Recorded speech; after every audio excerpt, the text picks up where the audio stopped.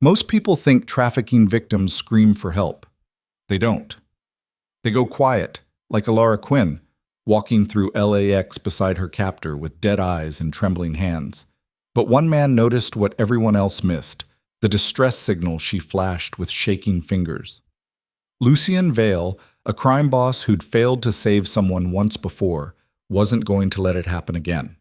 What started as a 5-second glance at an airport became a night that would either end in rescue or murder. Sometimes the difference between survival and disappearance comes down to whether someone's watching.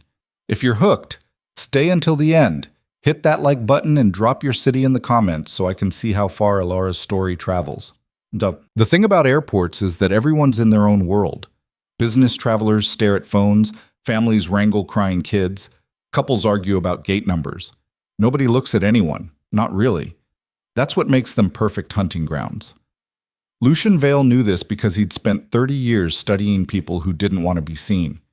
At 42, he'd built an empire on reading the spaces between words, the flinch before the lie, the hesitation that meant someone was about to run. His tailored charcoal suit and steel gray eyes made him look like any other first-class passenger, but the two men trailing 15 feet behind him told a different story. He wasn't supposed to be in Los Angeles.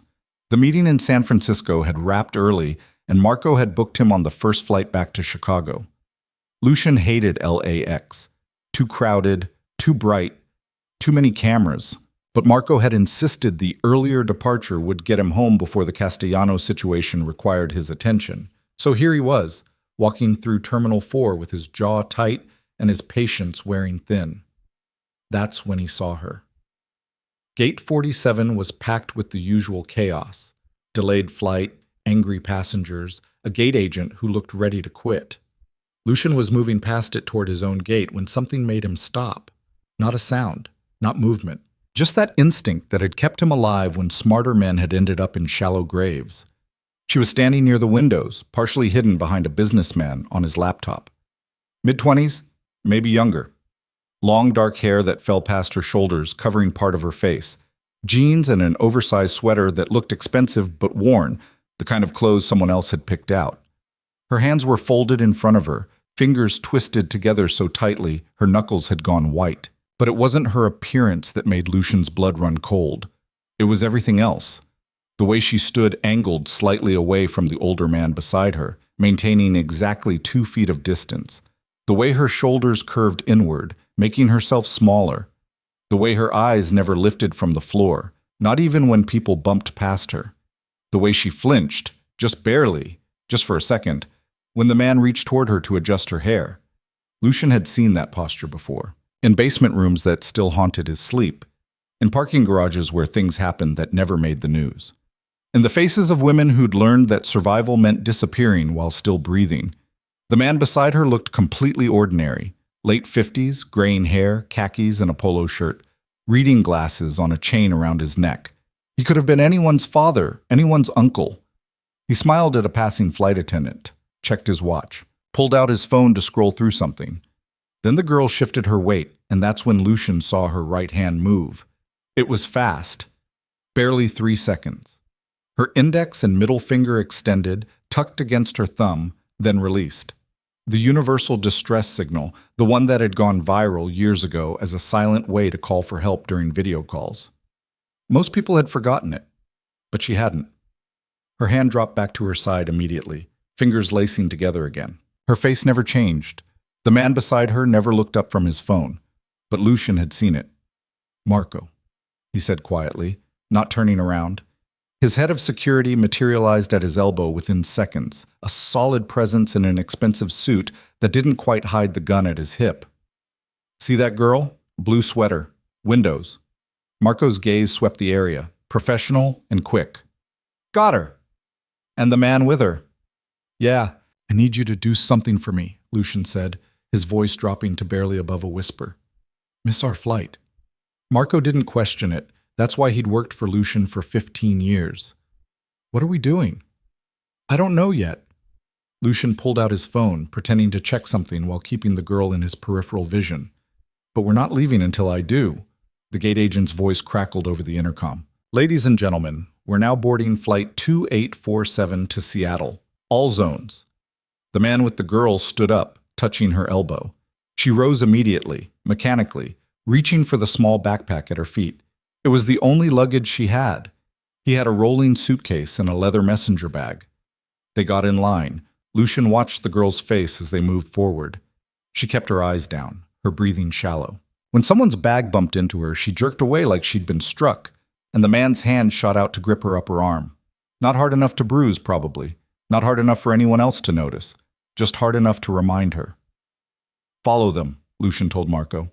"I want to know where they're sitting. I want to know if they talk. I want to know if he lets her go to the bathroom alone."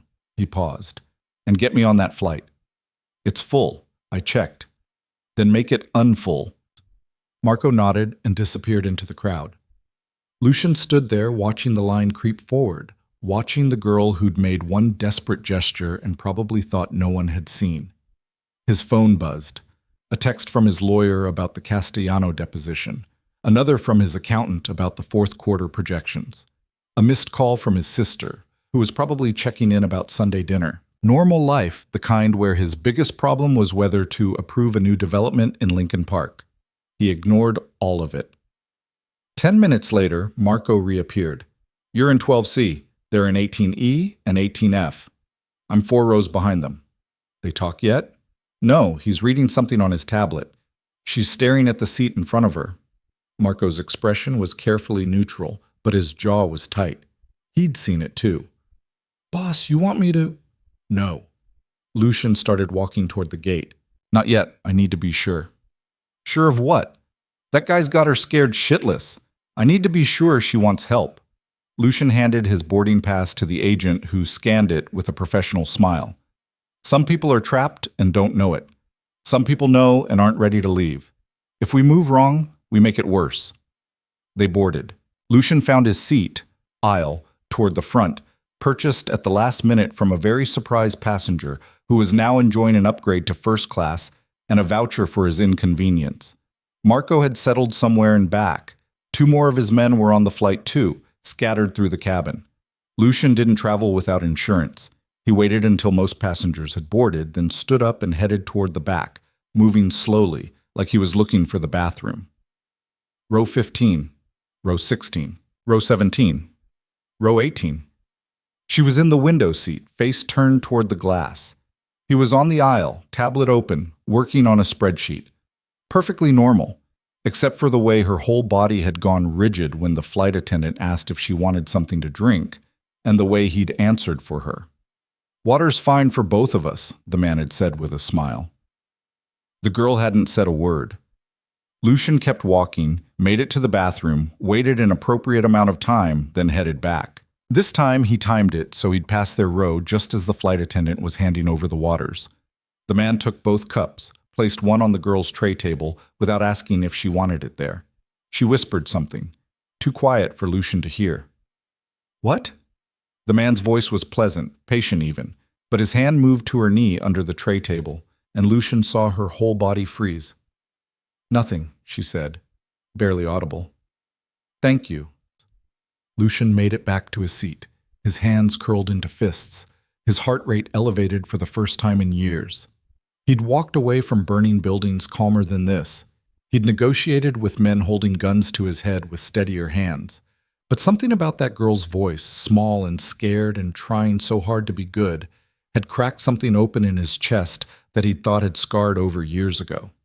The flight attendants finished their safety demonstration. The plane pushed back from the gate. Lucian pulled out his phone before they made him turn it off and texted Marco. "Check missing persons database. Pacific Northwest, last 6 months. Women mid-20s, dark hair." Marco's response came immediately. "Already on it." Then, "You sure about this?" Lucian stared at the text, then at the back of the seat in front of him, then at the cabin ceiling. Was he sure? He was about to derail his entire evening, possibly his entire week, based on a 3-second hand signal and a gut feeling. He had businesses to run, enemies to manage, a carefully balanced life that required constant attention. Getting involved in someone else's nightmare was stupid, dangerous, and completely irrational. But he kept seeing Gabriella's face, not as it had been when he'd met her, bright, laughing, alive, but as it had been in the morgue, empty, gone. Because he'd been too busy, too careful, too rational, and by the time he'd paid attention, it was too late. Yeah, he texted back. I'm sure. The flight was 2 hours and 40 minutes. Lucian spent most of it pretending to work on his laptop while actually tracking every update from Marco, who'd somehow gotten the plane's Wi-Fi password and was running checks on every database he could access without triggering alerts. An hour in, a message came through. No missing persons match. Checked Washington, Oregon, California, Nevada. Lucian frowned. That meant either she wasn't from the area or no one had reported her missing. Both options made his stomach turn. Expand the search, he wrote. Nationwide if you have to. That'll take time. We've got time. 90 minutes into the flight, the man got up to use the bathroom. Lucian watched him go, then made a decision that was either brilliant or completely insane. He stood up, grabbed his phone like he was about to make a call, and walked back toward row 18. The girl was still in the window seat, staring out at the darkness beyond the glass. Her water sat untouched on the tray table. Her hands were folded in her lap, perfectly still. Lucian stopped next to her row, pretending to check something on his phone. Then, keeping his voice low and his eyes on his screen, he said, "Are you safe?" She didn't move, didn't even blink. For a second he thought she hadn't heard him, or maybe he'd been wrong about everything. Then he saw it, the barely perceptible shake of her head. So small it could have been nothing, but it wasn't nothing. "Do you want help?" This time she did move. Her head turned just slightly, and for the first time he saw her face fully. She had the kind of beauty that got women noticed and then hurt. Delicate features, large dark eyes, a mouth that probably smiled easily when she wasn't terrified. But right now those eyes were filled with something that made Lucian's chest constrict. Not just fear, resignation. Like she'd stopped believing help was possible. "He'll kill me," she whispered, so quietly he almost didn't catch it. "No, he won't." "You don't understand. Where are you going? Seattle?" She nodded, a tiny movement. "What happens when you land?" Her breath hitched. "I don't know. He has a car, a house. He said—" She stopped, her eyes darting toward the bathroom. "You need to go." "If he sees you talking to me, I'm going to help you," Lucian said, his voice absolutely certain. "But I need you to trust me. Can you do that?" She looked at him then, really looked, and something passed between them that Lucian couldn't name. Recognition, maybe, or just the desperate hope of someone drowning who'd just been thrown a rope they weren't sure would hold. "I don't even know you," she said. "My name is Lucian Vale, and I promise you—" He saw movement from the corner of his eye, the bathroom door opening. "I'm not going to let anything happen to you." He walked away before the man returned, his heart pounding, his mind already working through logistics. Seattle, a house. Probably remote, probably somewhere she'd disappear without a trace. He needed addresses, property records, a location. He needed time. Back in his seat, he texted Marco. "Change of plans. When we land, I want eyes on them. Full surveillance. I want to know where they go, what car they get into, every turn they take. And I want it done invisibly. How many men? However many it takes. Boss, what exactly are we doing here?" Lucian stared at the question, then typed, "The right thing. For once." The last 40 minutes of the flight crawled by. Lucian watched the flight tracker on the seatback screen, watched the little plane icon inch across the map toward Seattle. His mind was already 3 steps ahead, running through scenarios, calculating risks, planning moves like he was setting up a chess game where the stakes were someone's life. The seatbelt sign came on. The flight attendants did their landing preparation. The plane descended through the clouds, and Lucian could see the lights of Seattle spreading out below like a constellation of possibilities and threats. They touched down. The plane taxied to the gate. Passengers stood up immediately, grabbing bags, crowding the aisles. Lucian stayed seated, watching the flow of people, tracking row 18. The man stood first, pulling down his bag. The girl stood when he told her to, grabbed her backpack, followed him into the aisle. They were 6 rows from the exit. Lucian was 12. He needed to time this perfectly. He stood up, grabbed his carry-on, and joined the line of passengers shuffling toward the front. Slow enough to keep them in sight, fast enough not to draw attention. Marco was somewhere behind them.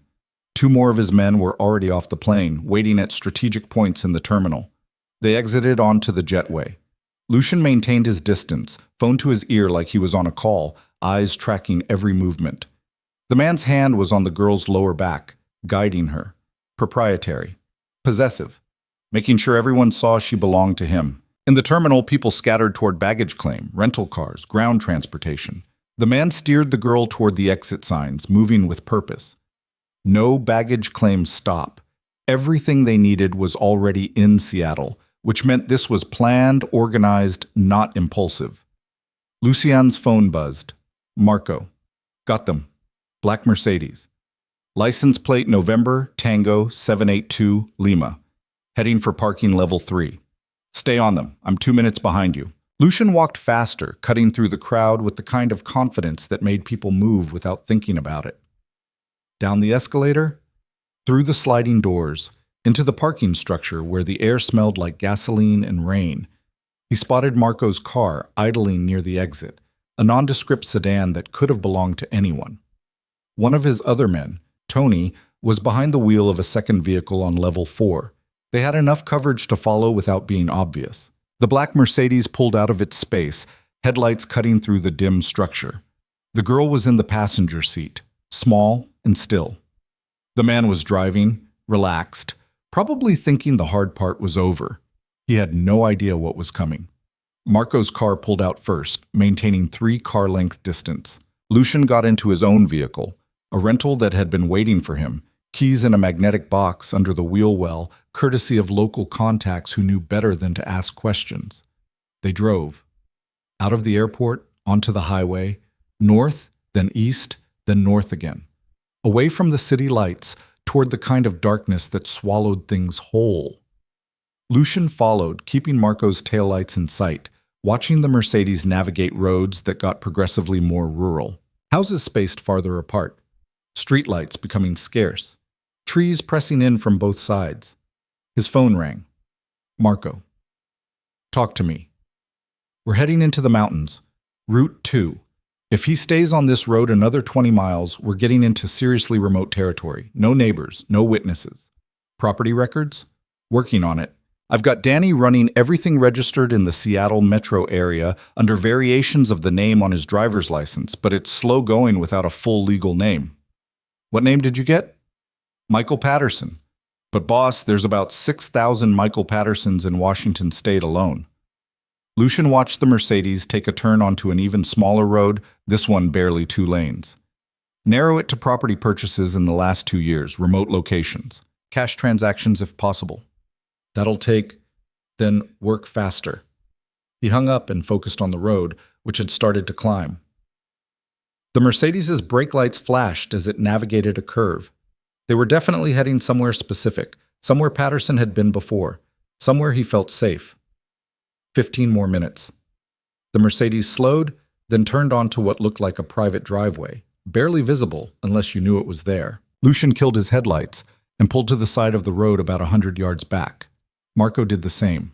They sat in the darkness, waiting, watching the Mercedes lights disappear into the trees. Lucian's phone buzzed, a text from Danny, their researcher. Got something. Michael J. Patterson, purchase property 2847 Mountain View Road through LLC Shell Company. Cash deal, 18 months ago. Previous owner died. Estate sale. House has been off-grid since purchase. No utility records, no service calls, nothing. That cold feeling in Lucian's chest spread through his entire body. Off-grid. No witnesses, no record of anyone being there. If the girl disappeared into that house, she'd vanish from the world completely. He texted back. How far in is the house? Quarter mile up the drive. One structure visible on satellite. Closest neighbor is 2.3 miles away. Anything else on Patterson? Still looking. But boss, the typing indicator appeared, disappeared, appeared again. His credit card records show purchases at a medical supply company 3 weeks ago. Restraints, sedatives, the kind of stuff that needs a prescription. Lucian closed his eyes, opened them, made a decision. How many men do we have? 7 counting you, Marco said through the window. He'd gotten out of his car and walked back. Tony's on the north side. Rick and James are circling to the east approach. Danny's running logistics from the hotel. Security systems? Too far to tell without getting closer. Want me to do a perimeter check? Lucian looked at his watch. Just after 9 p.m., they'd been following for almost an hour. Inside that house, Patterson probably thought he was safe. Probably thought he'd won. Not yet, Lucian said. I want to know what we're walking into before we move. Get me thermal imaging if you can. I want to know how many rooms are occupied, where they are, if there's a basement. He paused. And I want options that don't involve the girl getting hurt if this goes wrong. Marco nodded and pulled out his phone, already making calls. Lucian sat in the rental car, hands on the steering wheel, staring at the dark driveway that led to whatever hell Patterson had prepared. He thought about turning back, about calling the police, making an anonymous tip, letting the system handle it. That's what a rational person would do. That's what someone who understood his own limitations would do. But he'd tried that once before, with Gabriella. He'd seen the signs, made the call, trusted that someone else would step in. And he'd gone to her funeral 3 weeks later, listening to her mother sob, knowing that if he'd just acted instead of delegating, she might still be alive. Not this time. Boss? Marco was back, holding his phone. Got thermal. 1 heat signature ground floor, eastern room. Second signature looks like basement level, southwest corner, probably a bedroom. The girl? Has to be. She's not moving. Could be restrained, could be unconscious, could just be too scared to move. Where's he? Kitchen area, making dinner from the looks of it. Real domestic. Marco's voice dripped with contempt. Lucian pulled up a satellite image on his phone, studying the property layout. Single-story structure, basement underneath, dirt driveway, trees on all sides. One way in by car, but multiple approach vectors on foot. Here's what we're going to do, he said quietly. I want the perimeter secured but invisible. No one moves until I give the signal. I'm going in alone. Like hell you are. He's expecting to be alone with her. Any hint that something's wrong and this turns into a hostage situation. Or he kills her anyway, and you've just walked into a trap unarmed. Who said anything about unarmed? Lucian opened the car's center console, pulled out the Glock he'd retrieved from another magnetic case under the hood. I'm just saying I go in first. You follow 60 seconds behind. Anything goes wrong, you make sure she gets out alive. Marco's jaw worked. And you? Worry about the girl. Lucian checked the gun. Muscle memory from years of practice making the movements automatic. I can take care of myself. They spent 20 minutes positioning everyone. Tony on the north side ready to cut off any escape route.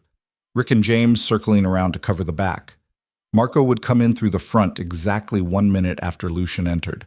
Everyone had their assignments, their fallback positions, their go signals. At 9:47 p.m., Lucian started walking up the driveway. The house emerged from the trees gradually, a squat structure with peeling paint and dark windows. One light on in what looked like the kitchen. Everything else in darkness. Lucian moved quietly, staying in the shadows, his hand near the gun tucked into his waistband. 50 feet. 40, 30.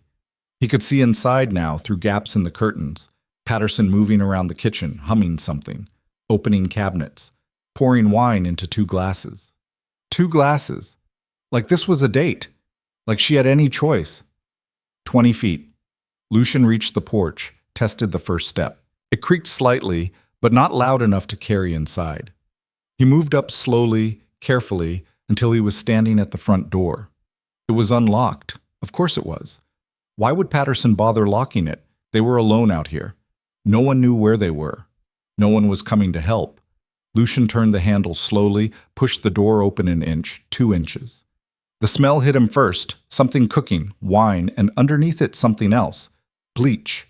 Strong enough to make his eyes water. The kind of smell that meant someone was covering up evidence. He pushed the door open wider and stepped inside. The entry was small, dark, opening into a living room that hadn't been updated in 30 years. Worn carpet, outdated furniture, walls that needed paint. But it was clean. Obsessively clean. No dust, no clutter, nothing out of place. Lucian moved toward the kitchen, his footsteps silent on the carpet. He could hear Patterson clearly now, still humming, the clink of dishes being moved around. He reached the doorway, raised the gun, stepped into view. Patterson spun around, eyes going wide. What the? Who the hell are you? Someone who noticed, Lucian said quietly. For a second, Patterson just stared. Then his face changed, understanding clicking into place. You were on the plane, row 12. I saw you. His hand moved toward the knife block on the counter. Don't. Lucian's voice was flat, emotionless. You reach for that, and this ends badly for you. Patterson's hand stopped. His eyes darted toward the basement door. She can't help you, Lucian said, and you can't get to her before I put 3 rounds in your chest. So let's talk like civilized people. Where is she? I don't know what you're talking about. The girl from the plane, Ilara. He saw Patterson's face twitch at the name, confirmation. Where is she? You're in my house. I could call the police. Go ahead. Lucian pulled out his phone, slid it across the counter. Call them. Explain why you've got a terrified girl locked in your basement. Explain the restraints and the sedatives. Explain why she's been missing for... He paused. How long has it been, Michael? 6 months? 8? Patterson's face had gone pale. You don't understand. She wanted to come here. She's my girlfriend. Stop. Lucian's finger tightened on the trigger just slightly, just enough to make his point. I've done this a long time. I know what lies sound like. I know what men like you tell yourselves to sleep at night, and I really, truly do not care. He took a step forward. Here's what's going to happen. You're going to take me to her. You're going to give me every piece of identification, every document, every photograph, every single thing you've used to control her. And then you're going to disappear. Or what? Or I make you disappear. Lucian's voice was still quiet, still calm. I've made bigger problems than you vanish completely. You'd be easy. They stared at each other across the kitchen, the moment stretching out, dangerous and electric. Then Patterson's shoulders slumped. She's downstairs, he said finally. But she's mine. I found her. I saved her. Shut up and move. Patterson led him through the living room to a door that looked like a closet but opened onto a narrow staircase leading down. The basement was dark, the air colder than upstairs. Patterson flipped a switch and fluorescent lights flickered on, revealing a space that made Lucian's stomach turn. One corner had been converted into a makeshift bedroom. Mattress on the floor, blankets, pillows. The other corner had a bathroom, just a toilet and sink, no door, no privacy. And in the middle, bolted to the concrete floor, a heavy chain attached to a shackle. The girl, Ilara, was sitting on the mattress, pressed against the wall, arms wrapped around her knees. She wasn't shackled, not right now, but the chain sat coiled nearby like a threat. When she saw Patterson, she shrank back further. When she saw Lucian behind him, her eyes went wide. You, she whispered, told you I'd help. Lucian kept the gun trained on Patterson, but his eyes on her. Are you hurt? She shook her head. A lie, probably, but he'd deal with that later. Okay, I need you to do something for me. I need you to stand up and come over here. Can you do that? She didn't move. Her eyes darted between them, calculating, trying to figure out which threat was worse. Ilara. Lucian used her name deliberately, letting her hear that he knew it, that she was a person to him, not just a problem to solve. I promise you, I swear on everything, I'm not going to let him touch you again. But I need you to trust me just for a minute. Don't listen to him, Patterson said, his voice taking on that same pleasant, patient tone Lucian had heard on the plane. Baby, this man is dangerous. He's got a gun. He's going to hurt you. The only person in this room who's hurt her is you, Lucian said coldly. Then to Ilara. Stand up. Come here. Right now. She moved, slowly, shakily, but she moved. Stood up on trembling legs, took one step forward, then another. When she was close enough, Lucian shifted his position to put himself between her and Patterson. Go upstairs, he told her. Someone's waiting at the front door. His name is Marco. Tell him Lucian sent you. He'll take you somewhere safe. But now, Ilara. She ran. Up the stairs, footsteps echoing, the front door opening, Marco's voice saying something reassuring.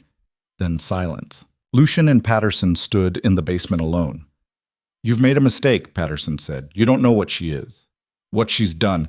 I know exactly what she is. A victim. And I know what you are. Lucian lowered the gun slightly. So here's your choice. You can give me everything, documents, photos, passwords, whatever you've used to keep her trapped, and you walk away breathing. Or you can make this difficult, and I'll show you exactly how patient I'm not. You can't prove anything. She'll never testify. She's too scared. I don't need her to testify. I don't need proof. I don't need the legal system. Lucian smiled, and it was the kind of smile that had made grown men reconsider their life choices. Michael, you really don't understand who I am, do you? Something in Patterson's face shifted, real fear, finally breaking through the entitlement and delusion. I'm the man who makes problems disappear, Lucian said softly. The man who knows people, the man with resources you can't imagine. And right now, the only reason you're still standing is because I'm giving you a chance to do the right thing. He raised the gun again. Don't waste it. Patterson broke, went to a filing cabinet in the corner, hands shaking, and started pulling out folders. Driver's license, social security card, birth certificate, bank records, medical files, photographs, dozens of them, documenting months of captivity, and Lucian had to force himself not to react to what he was seeing. Phone passwords, he said. Patterson rattled them off. Lucian pulled out his own phone, sent a text to Danny with the information. Within minutes, every cloud backup, every saved file, every digital trace would be copied and then erased. Anything else? Any other copies, any other location? No, that's everything, I swear. If I find out you're lying, I'm not. That's everything. Lucian gathered the documents, keeping the gun steady, his eyes on Patterson's face. You're going to leave, tonight. You're going to sell this house, close your accounts, and disappear. Because if I ever see you again, if you ever come near her again, if you so much as Google her name, he let the sentence hang. We clear? Yes, God, yes, just let me go. One more thing. Lucian's voice went absolutely flat. There are people in this world who do what you did and think they're owed something, that they're the victim, that they deserve understanding. You listening? Patterson nodded frantically. You're not the victim. You never were. And if I hear that you've done this to anyone else, victim goes from noun to verb. Understand? I understand. Good. Lucian stepped back, gesturing toward the stairs. Get out of my sight. Patterson scrambled up the steps, and Lucian followed at a safe distance. At the top, Marco was waiting with Alara in the car outside. Patterson grabbed his keys, didn't even look back, just ran for his Mercedes and peeled out down the driveway like something was chasing him. Maybe something was. Guilt. Fear. The knowledge that he'd gotten away with it, but it was only because someone had chosen mercy when he deserved none. Lucian stood on the porch, watching the taillights disappear. Then he pulled out his phone. Danny, I'm sending you information on a Michael Patterson. I want to know everything about him. Full background, employment, bank accounts, property, vehicles. And I want monitoring in place. If he so much as jaywalks, I want to know about it. You got it, boss. The girl? Safe. For now. Lucian looked out at the darkness where Marco's car was parked, where Alara was probably still trying to process what had just happened. Get me information on recovery centers, trauma specialists, the best ones. Money's not an issue. On it. Anything else? Yeah, burn this place down. Excuse me? Not literally, but I want it gutted, everything in that basement destroyed, every trace of what happened here erased. Can you arrange it? I'll have a team here by dawn. Good. Lucian ended the call and walked to Marco's car. Alara was in the back seat, wrapped in a blanket someone had found, staring at nothing. When Lucian opened the door, she flinched. It's okay, he said quietly. It's over. Is he gone? And he's not coming back. Lucian crouched down so they were eye level. Alara, I'm going to ask you something, and I need you to tell me the truth. Do you have family? Anyone who knows you're missing? She shook her head. No family. I was living in Portland, working at a coffee shop. He came in every day for weeks. Seemed nice, normal. When he asked me to dinner, I thought... Her voice broke.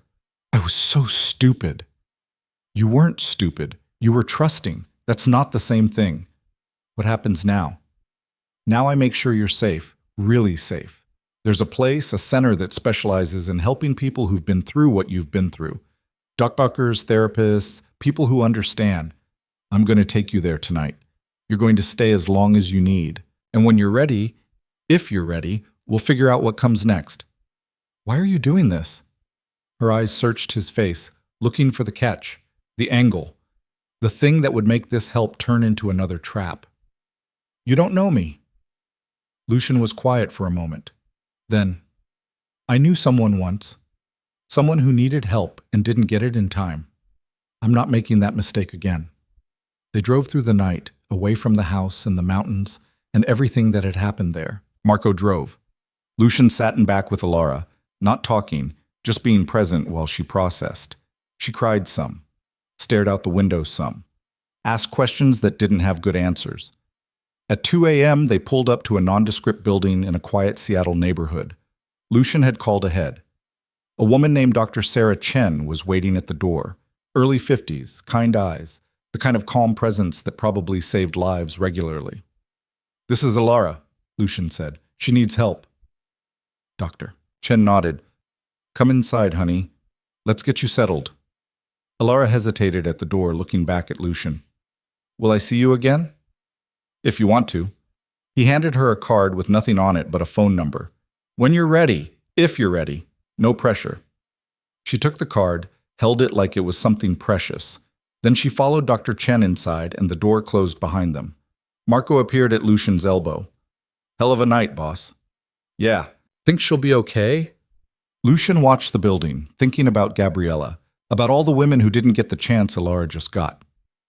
I don't know, but at least now she's got a shot.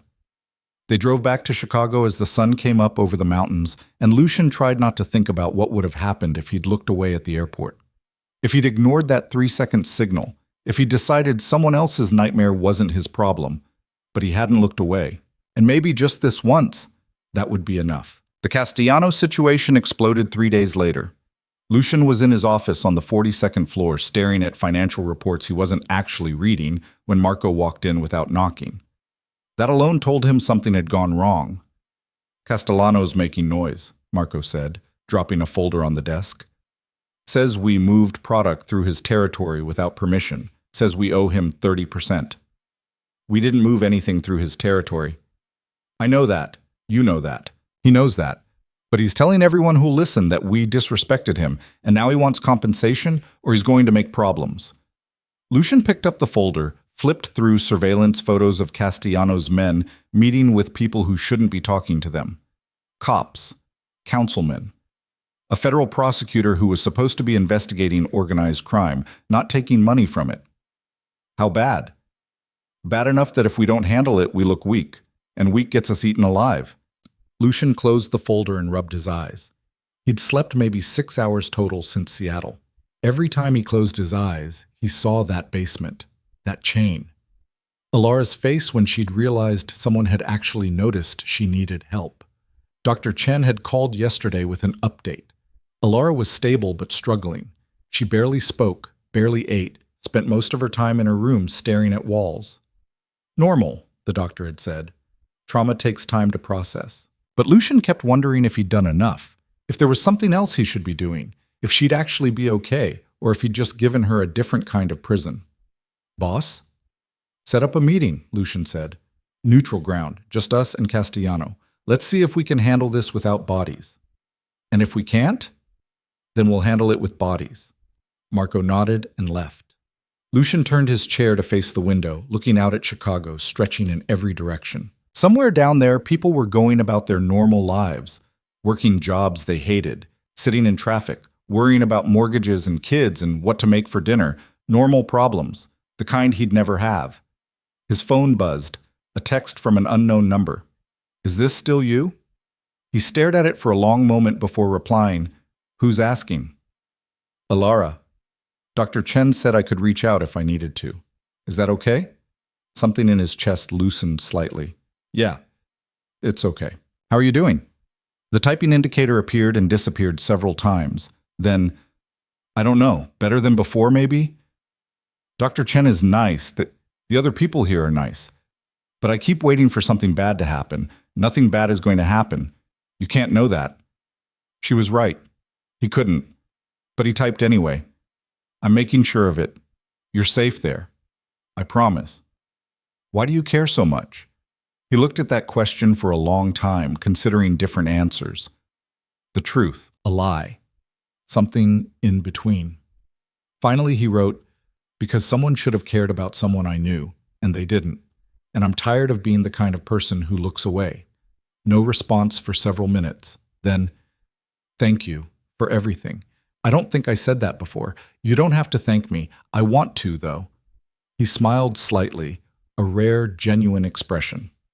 Then you're welcome. Focus on getting better. Everything else can wait. Okay? The meeting with Castellano was set for Friday night at a restaurant in the Loop. Neutral territory, owned by someone neither of them could intimidate. Marco wanted to bring 8 men. Lucian said 4. They compromised at 6. Thursday afternoon, his sister called. You missed Sunday dinner, Rebecca said without preamble. Again. I was in Seattle. For what? Business. Lucian. Her voice had that edge it got when she was gearing up for a lecture. You promised you'd start coming to these things. Mom asks about you every single time. She thinks you're avoiding her. I'm not avoiding anyone. I'm busy. Too busy for family? He almost laughed at that. Family. Like the Vale family dinners were some Norman Rockwell painting instead of 3 hours of carefully not mentioning what he actually did for a living while his mother pretended he ran legitimate businesses and his father's ghost hung over everything. I'll make the next one, he said. You said that last time. And I meant it last time too. Things just came up. Things always come up with you. She sighed. What's going on, Luke? And don't tell me nothing. I've known you too long. He considered telling her. Rebecca was the only person in his family who'd figured out what he actually was years ago, who'd looked him in the eye and said she didn't care, as long as he didn't bring it to her doorstep. But telling her about Alara meant explaining the rest of it, and some things you couldn't unknow. Just work stuff, he said finally. Nothing you need to worry about. I always worry about you. I know, I'm working on giving you less reason to. She laughed, but it was hollow. Yeah, okay, just come to dinner Sunday. Mom made that lamb thing you like. I'll be there. He hung up and immediately knew he was lying. Sunday was 2 days after the Castellano meeting, and depending on how that went, he might be dealing with cleanup. Or worse. Friday came. Lucian dressed carefully. Tailored suit, no tie, nothing flashy. The goal was to look successful but not threatening. Powerful but reasonable. The kind of man you could negotiate with instead of going to war against. The restaurant was called Marcello's, and it had been around since the 50s. Dark wood, red leather booths, the kind of place where mob bosses used to meet back when they still pretended to have honor. Lucien arrived exactly on time. Castellano was already there, seated in a back booth with 3 of his men standing nearby, trying to look casual. Vincent Castellano was pushing 60, thick around the middle, with slicked back hair and rings on every finger. Old school. The kind of guy who thought respect meant fear and loyalty meant never asking questions. Valet, he said as Lucian approached. Sit down. Lucian sat.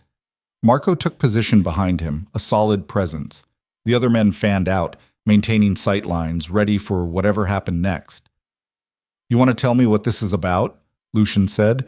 Because my distribution routes are the same as they've been for 5 years, and none of them go through your territory. Your boys were in Cicero last month, my Cicero. We drove through Cicero, that's not the same as working there. You think I'm stupid? Castellano's voice rose slightly. You think I don't know what you're doing? Trying to expand, squeeze me out. Vincent. Lucian kept his voice level, calm. I'm not trying to squeeze anyone. You want to run Cicero. I don't care. But I'm not paying you 30% for driving on a public highway. That's my territory. That's a road. There's a difference. They stared at each other across the table. Castellano's face was getting red, his hands clenched into fists. The men around them had all shifted, hands moving toward weapons that everyone pretended weren't there. You're disrespecting me, Castellano said quietly.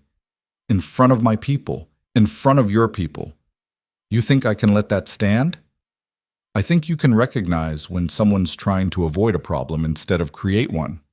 Lucian leaned forward slightly. You want respect? Fine. I respect that you've been doing this longer than I have. I respect that you've got territory and people and interests to protect. But respect goes both ways, Vincent, and right now you're trying to shake me down for something that didn't happen. Your people saw two of my men drive through Cicero on their way to Joliet. That's it. No stops, no business, no deals. You want me to apologize for using Interstate 55? I'll apologize. But I'm not paying you for it. Castellano's jaw worked. His men were watching him, waiting to see how he'd respond. This was the moment where things either de-escalated or turned into something that would make the news. 5%? Castellano said finally. For what? Courtesy. Respect. Making sure this doesn't happen again. Lucien sat back, calculating. 5% was nothing. Pocket change, really. But giving it meant establishing a precedent, meant every other boss in the city would think they could demand tribute for nothing. Not giving it meant Castellano would have to save face somehow, and that usually meant violence. One time, Lucian said. One payment, not 5% of operations, just a flat fee. Call it a courtesy payment if that makes you feel better. But after this, we're clear. My roots stay my roots, your territory stays yours, and we don't have this conversation again. Castellano considered it. 20,000. 10. 15. 12. And you stop spreading rumors that I disrespected you. 15. And I tell people we worked it out like men. Lucian extended his hand across the table. Deal. They shook. Castellano's grip was too tight, trying to prove something. Lucian didn't react, just maintained eye contact until Castellano let go. Pleasure doing business, Castellano said, all smiles now like they were old friends. You're smarter than I thought, Vale. A lot of young guys, they got too much pride to be reasonable. Pride's expensive, Lucian said. I prefer profit. He stood up, buttoned his jacket, and walked out without looking back. Marco followed, along with the rest of his men, and they didn't speak until they were in the car and 2 blocks away. 15,000 for nothing, Marco said. That's going to make people talk. Let them talk. Castellano gets to save face, we avoid a war, everyone goes home breathing. That's a win. Still feels like getting robbed. Yeah, well, can't win them all. His phone buzzed. Another text from Ilara. Can I ask you something? Sure. Why did you help me? Really? Not the thing about knowing someone before, the real reason. He stared at the message while Marco navigated traffic, while the city rolled past the window, while his mind turned over answers that were too complicated or too simple or too honest. Finally, he typed, because I saw someone who needed help and I was in a position to give it. Sometimes it's that straightforward. Nothing's ever that straightforward. Okay. Then because I've spent 30 years being the kind of person who creates problems, and for once I wanted to solve one instead. The typing indicator appeared, disappeared, appeared again. Then, that makes sense. Thank you. Again. How's therapy going? Hard.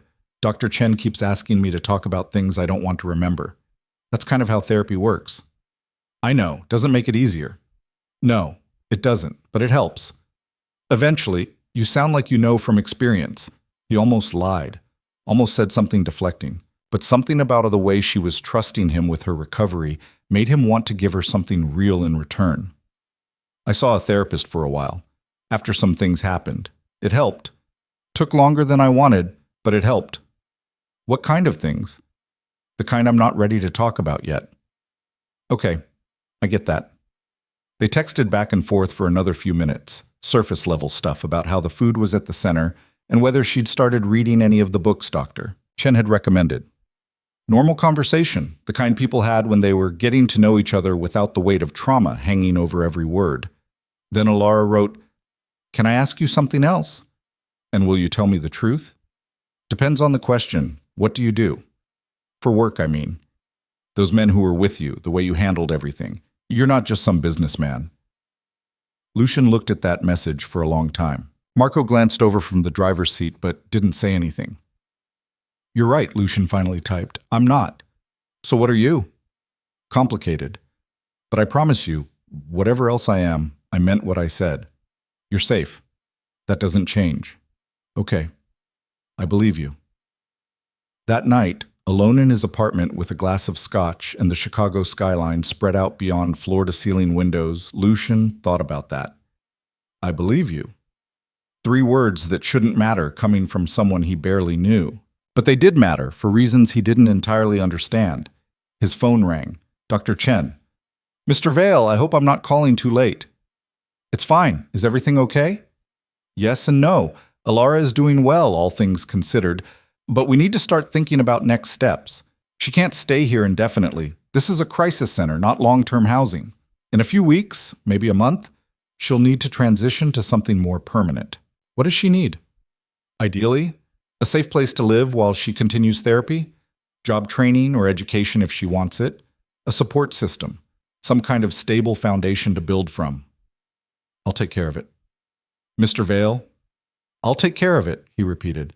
Whatever she needs, housing, therapy, education, job placement, send me the details and I'll handle it. There was a pause. You understand this could take months, years even? Recovery isn't linear. I understand. May I ask why you're doing this? It's unusual. Most people who help in crisis situations don't follow through this extensively. Lucian took a drink, felt the burn kin, considered his answer. Let's just say I'm trying to balance some scales. That's very cryptic. Yeah, well, I'm a cryptic guy. Dr. Chen laughed, surprised. Fair enough. I'll send you the information. And Mr. Vale, whatever your reasons, what you're doing matters. I hope you know that. After she hung up, he sat there thinking about that too. What he was doing mattered. Like there was some cosmic ledger where saving one woman could balance out the years of morally gray decisions and looking the other way and choosing profit over principle. It didn't work like that. He knew it didn't. But maybe it didn't have to balance everything. Maybe it just had to mean something. His phone buzzed again. Not Alara this time. Danny. Boss, we got a problem. Patterson's back in Seattle. Lucian sat up straight, the glass forgotten. When? Showed up 3 days ago. Checked into a hotel downtown. Been driving past the recovery center where the girl is. He made contact? No. Just surveillance. But boss, he knows where she is. Lucian was already moving, grabbing his jacket, his keys, his gun. How the hell did he find her? Not sure yet. Could have followed your guys from the house. Could have had connections we didn't know about. Could have just gotten lucky. Luck's got nothing to do with it. Lucian was in the elevator, heading down to the garage. I want him picked up, tonight. And I want to know everything. How he found her, what he's planning, who he's talked to. You want him brought to Chicago? No. Handle it there, quietly. The elevator opened. Lucian strode toward his car. And Danny? If he's done anything, if he so much as sent her a text message, I want to know immediately. Copy that. The drive to O'Hare took 20 minutes. Lucian had Marco book him on the next flight to Seattle while he was still on the highway. Laws and speed limits suddenly very optional. By the time he reached the airport, he had a boarding pass on his phone and someone waiting to take his car. The flight was torture. 3 hours of sitting still while his mind ran through every scenario. Patterson approaching Alara directly. Patterson sending someone else. Patterson doing something stupid and desperate that ended with her traumatized all over again. He texted Dr. Chen from the plane. Do not let Alara leave the building until you hear from me. Tell her there's a security concern. Don't give details. Is she in danger? Not if I can help it. Mr. Vale, what's going on? I'll explain later. Just keep her inside and safe. When the plane landed, Tony was waiting with a car. They drove straight to a warehouse on the outskirts of the city, the kind of place that looked abandoned but wasn't. Danny was there, along with 2 other men and Michael Patterson, who was zip-tied to a chair in the middle of an empty room. He looked worse than he had a week ago. Unshaven, red-eyed, wearing the same clothes from the airport. When he saw Lucian, his face went white. I didn't touch her, he said immediately. I swear I didn't. How did you find her?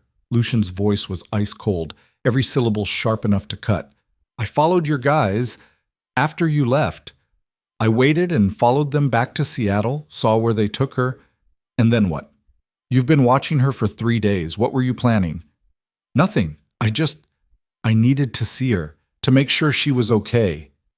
Lucian crossed the room in 3 steps and backhanded Patterson hard enough to split his lip. Don't lie to me. You don't get to pretend you care about her welfare. You kept her in a basement. You were going to make her disappear. So tell me the truth. What were you planning? Patterson was crying now, blood running down his chin. I wanted to talk to her, that's all. Just talk. Explain that I never meant to hurt her, that I loved her. You don't know what love is. Lucian grabbed Patterson by the collar, lifted him slightly. Love doesn't chain people up. Love doesn't isolate them from everyone they know. Love doesn't make them so terrified they signal for help to strangers. You don't understand. I understand perfectly. You're a predator who convinced himself he was something else, and now you've made a very big mistake. Lucian let go, stepped back. I gave you a chance to walk away. I told you what would happen if you didn't. You remember that conversation? Patterson nodded frantically. So you knew the consequences and you came back anyway, which tells me you're either incredibly stupid or incredibly dangerous. Maybe both. Lucian turned to Danny. What are we looking at legally? He violated any restraining orders, any probation? No restraining order filed. Girl never pressed charges, so there's no legal barrier. Then we make one. Lucian pulled out his phone, made a call. Sarah? It's Lucian Vale. I need you to file an emergency restraining order. Yes, right now. I don't care what time it is. I pay you enough to care about things at 3 in the morning. He rattled off Patterson's details, Alara's information, the addresses. Good. And Sarah? I need it airtight. Violation means immediate arrest. No warnings, no second chances. He hung up and looked at Patterson again. Here's what's going to happen. My lawyer's filing a restraining order. You violate it, you go to jail. But that's the legal consequence. You want to know what the other consequence is? Patterson was shaking so hard the chair rattled. The other consequence is me, Lucian said quietly. You come near her again, you call her, text her, email her, send a message through someone else, drive past her building, search her name online, and I stop being civilized about this. We clear? Yes, God, yes, I'm sorry. You're not sorry. You're scared. There's a difference. Lucian nodded to Danny. Get him out of here. Put him on a flight to anywhere that's not Seattle or Chicago. Make sure he understands this is his last chance. They cut Patterson loose and dragged him toward the door. He was still crying, still apologizing to no one in particular. Lucian watched him go and felt nothing except the bone-deep certainty that this wasn't over. Men like Patterson didn't give up. They just got more careful. Boss? Tony had appeared at his elbow. What do you want to do long-term? We can't watch him forever. No, but we can make sure he knows we're watching. Lucian checked his watch. 4 in the morning. Set up passive monitoring. Track his movements, his finances, his communications. If he sneezes wrong, I want to know about it. That's expensive. I don't care what it costs. He drove to the recovery center as the sun was coming up, exhausted and wired and running on nothing but coffee and adrenaline. Dr. Chen met him at the door, looking worried. She knows something's wrong, the doctor said. I told her there was a security concern like you asked, but she's not stupid. She wants to talk to you. Is she okay? Physically, yes. Emotionally? Dr. Chen shook her head. She's terrified. Thinks he found her. Thinks you're going to tell her she has to leave. I'm not going to tell her that. I know, but she doesn't. Trust is hard for trauma survivors, Mr. Vale. Every time something disrupts their sense of safety, they backslide. Lucian followed her inside through quiet hallways that smelled like institutional cleaning products and coffee. Alara was in a common room, sitting on a couch, with her knees pulled up to her chest, staring at nothing. When she heard footsteps, her head snapped around. It's him, she said flatly. Isn't it? Michael found me.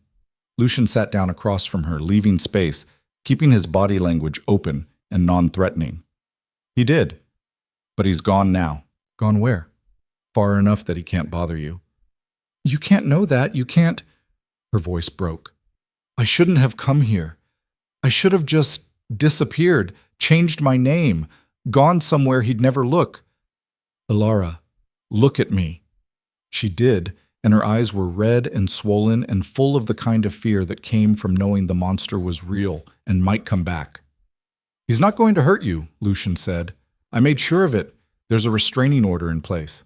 There's monitoring on him, and if he violates either of those things, he goes to jail, and that's just the legal consequence. What's the other consequence?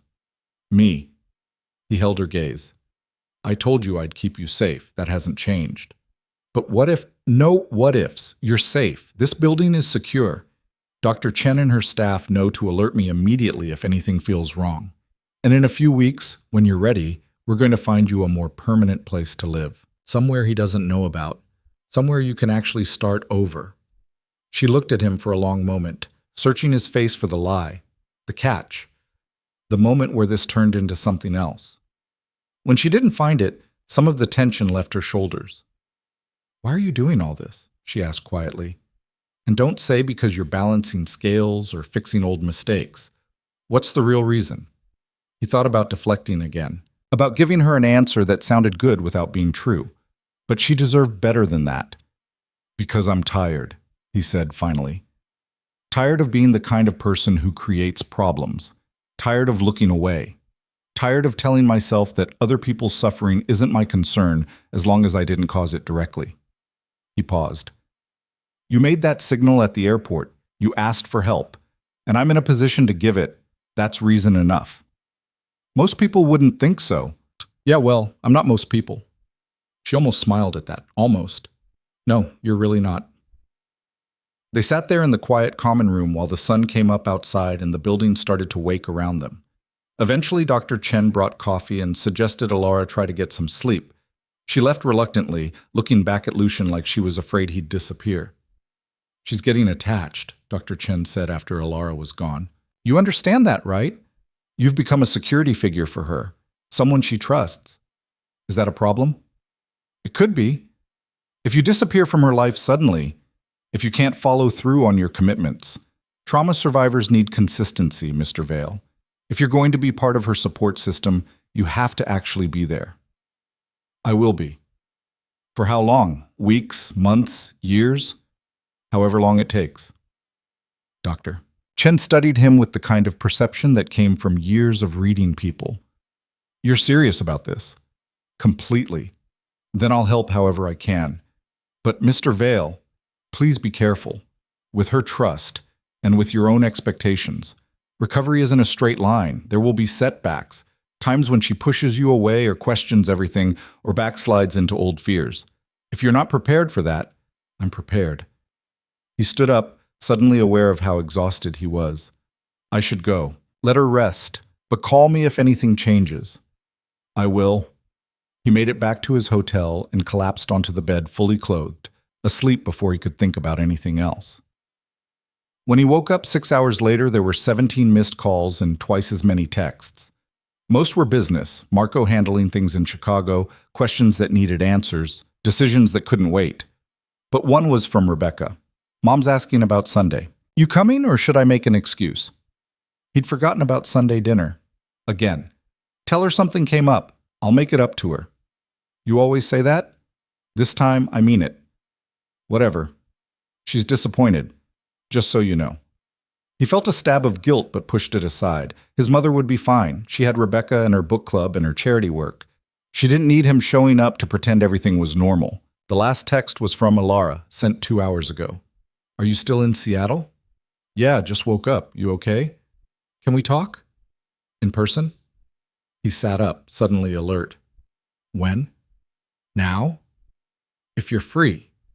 20 minutes later, he was back at the recovery center.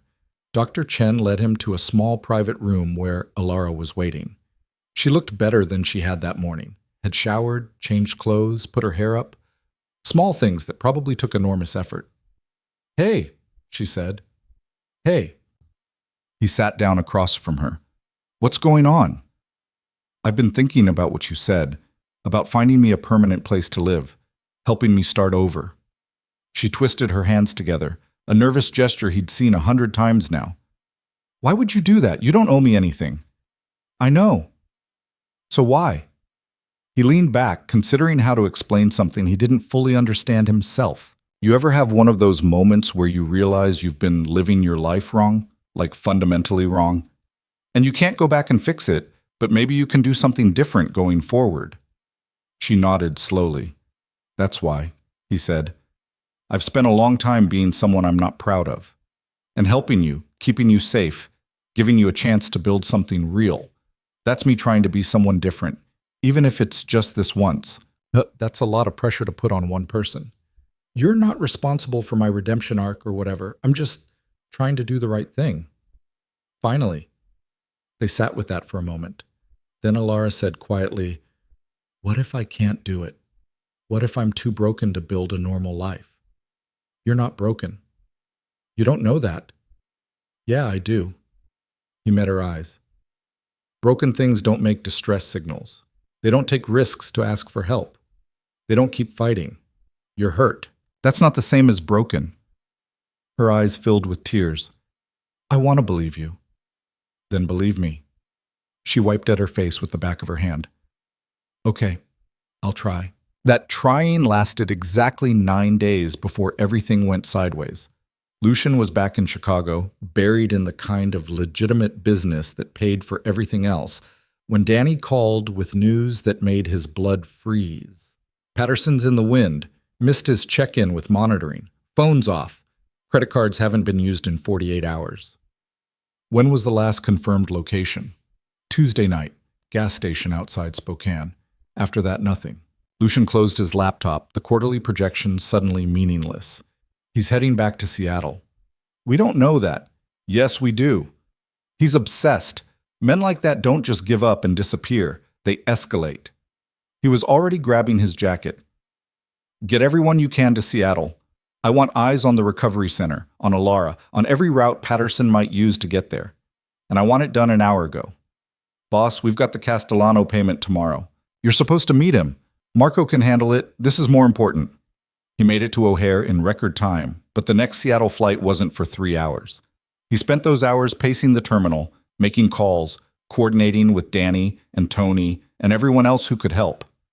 Dr. Chen assured him Alara was fine, still at the center, unaware anything was wrong.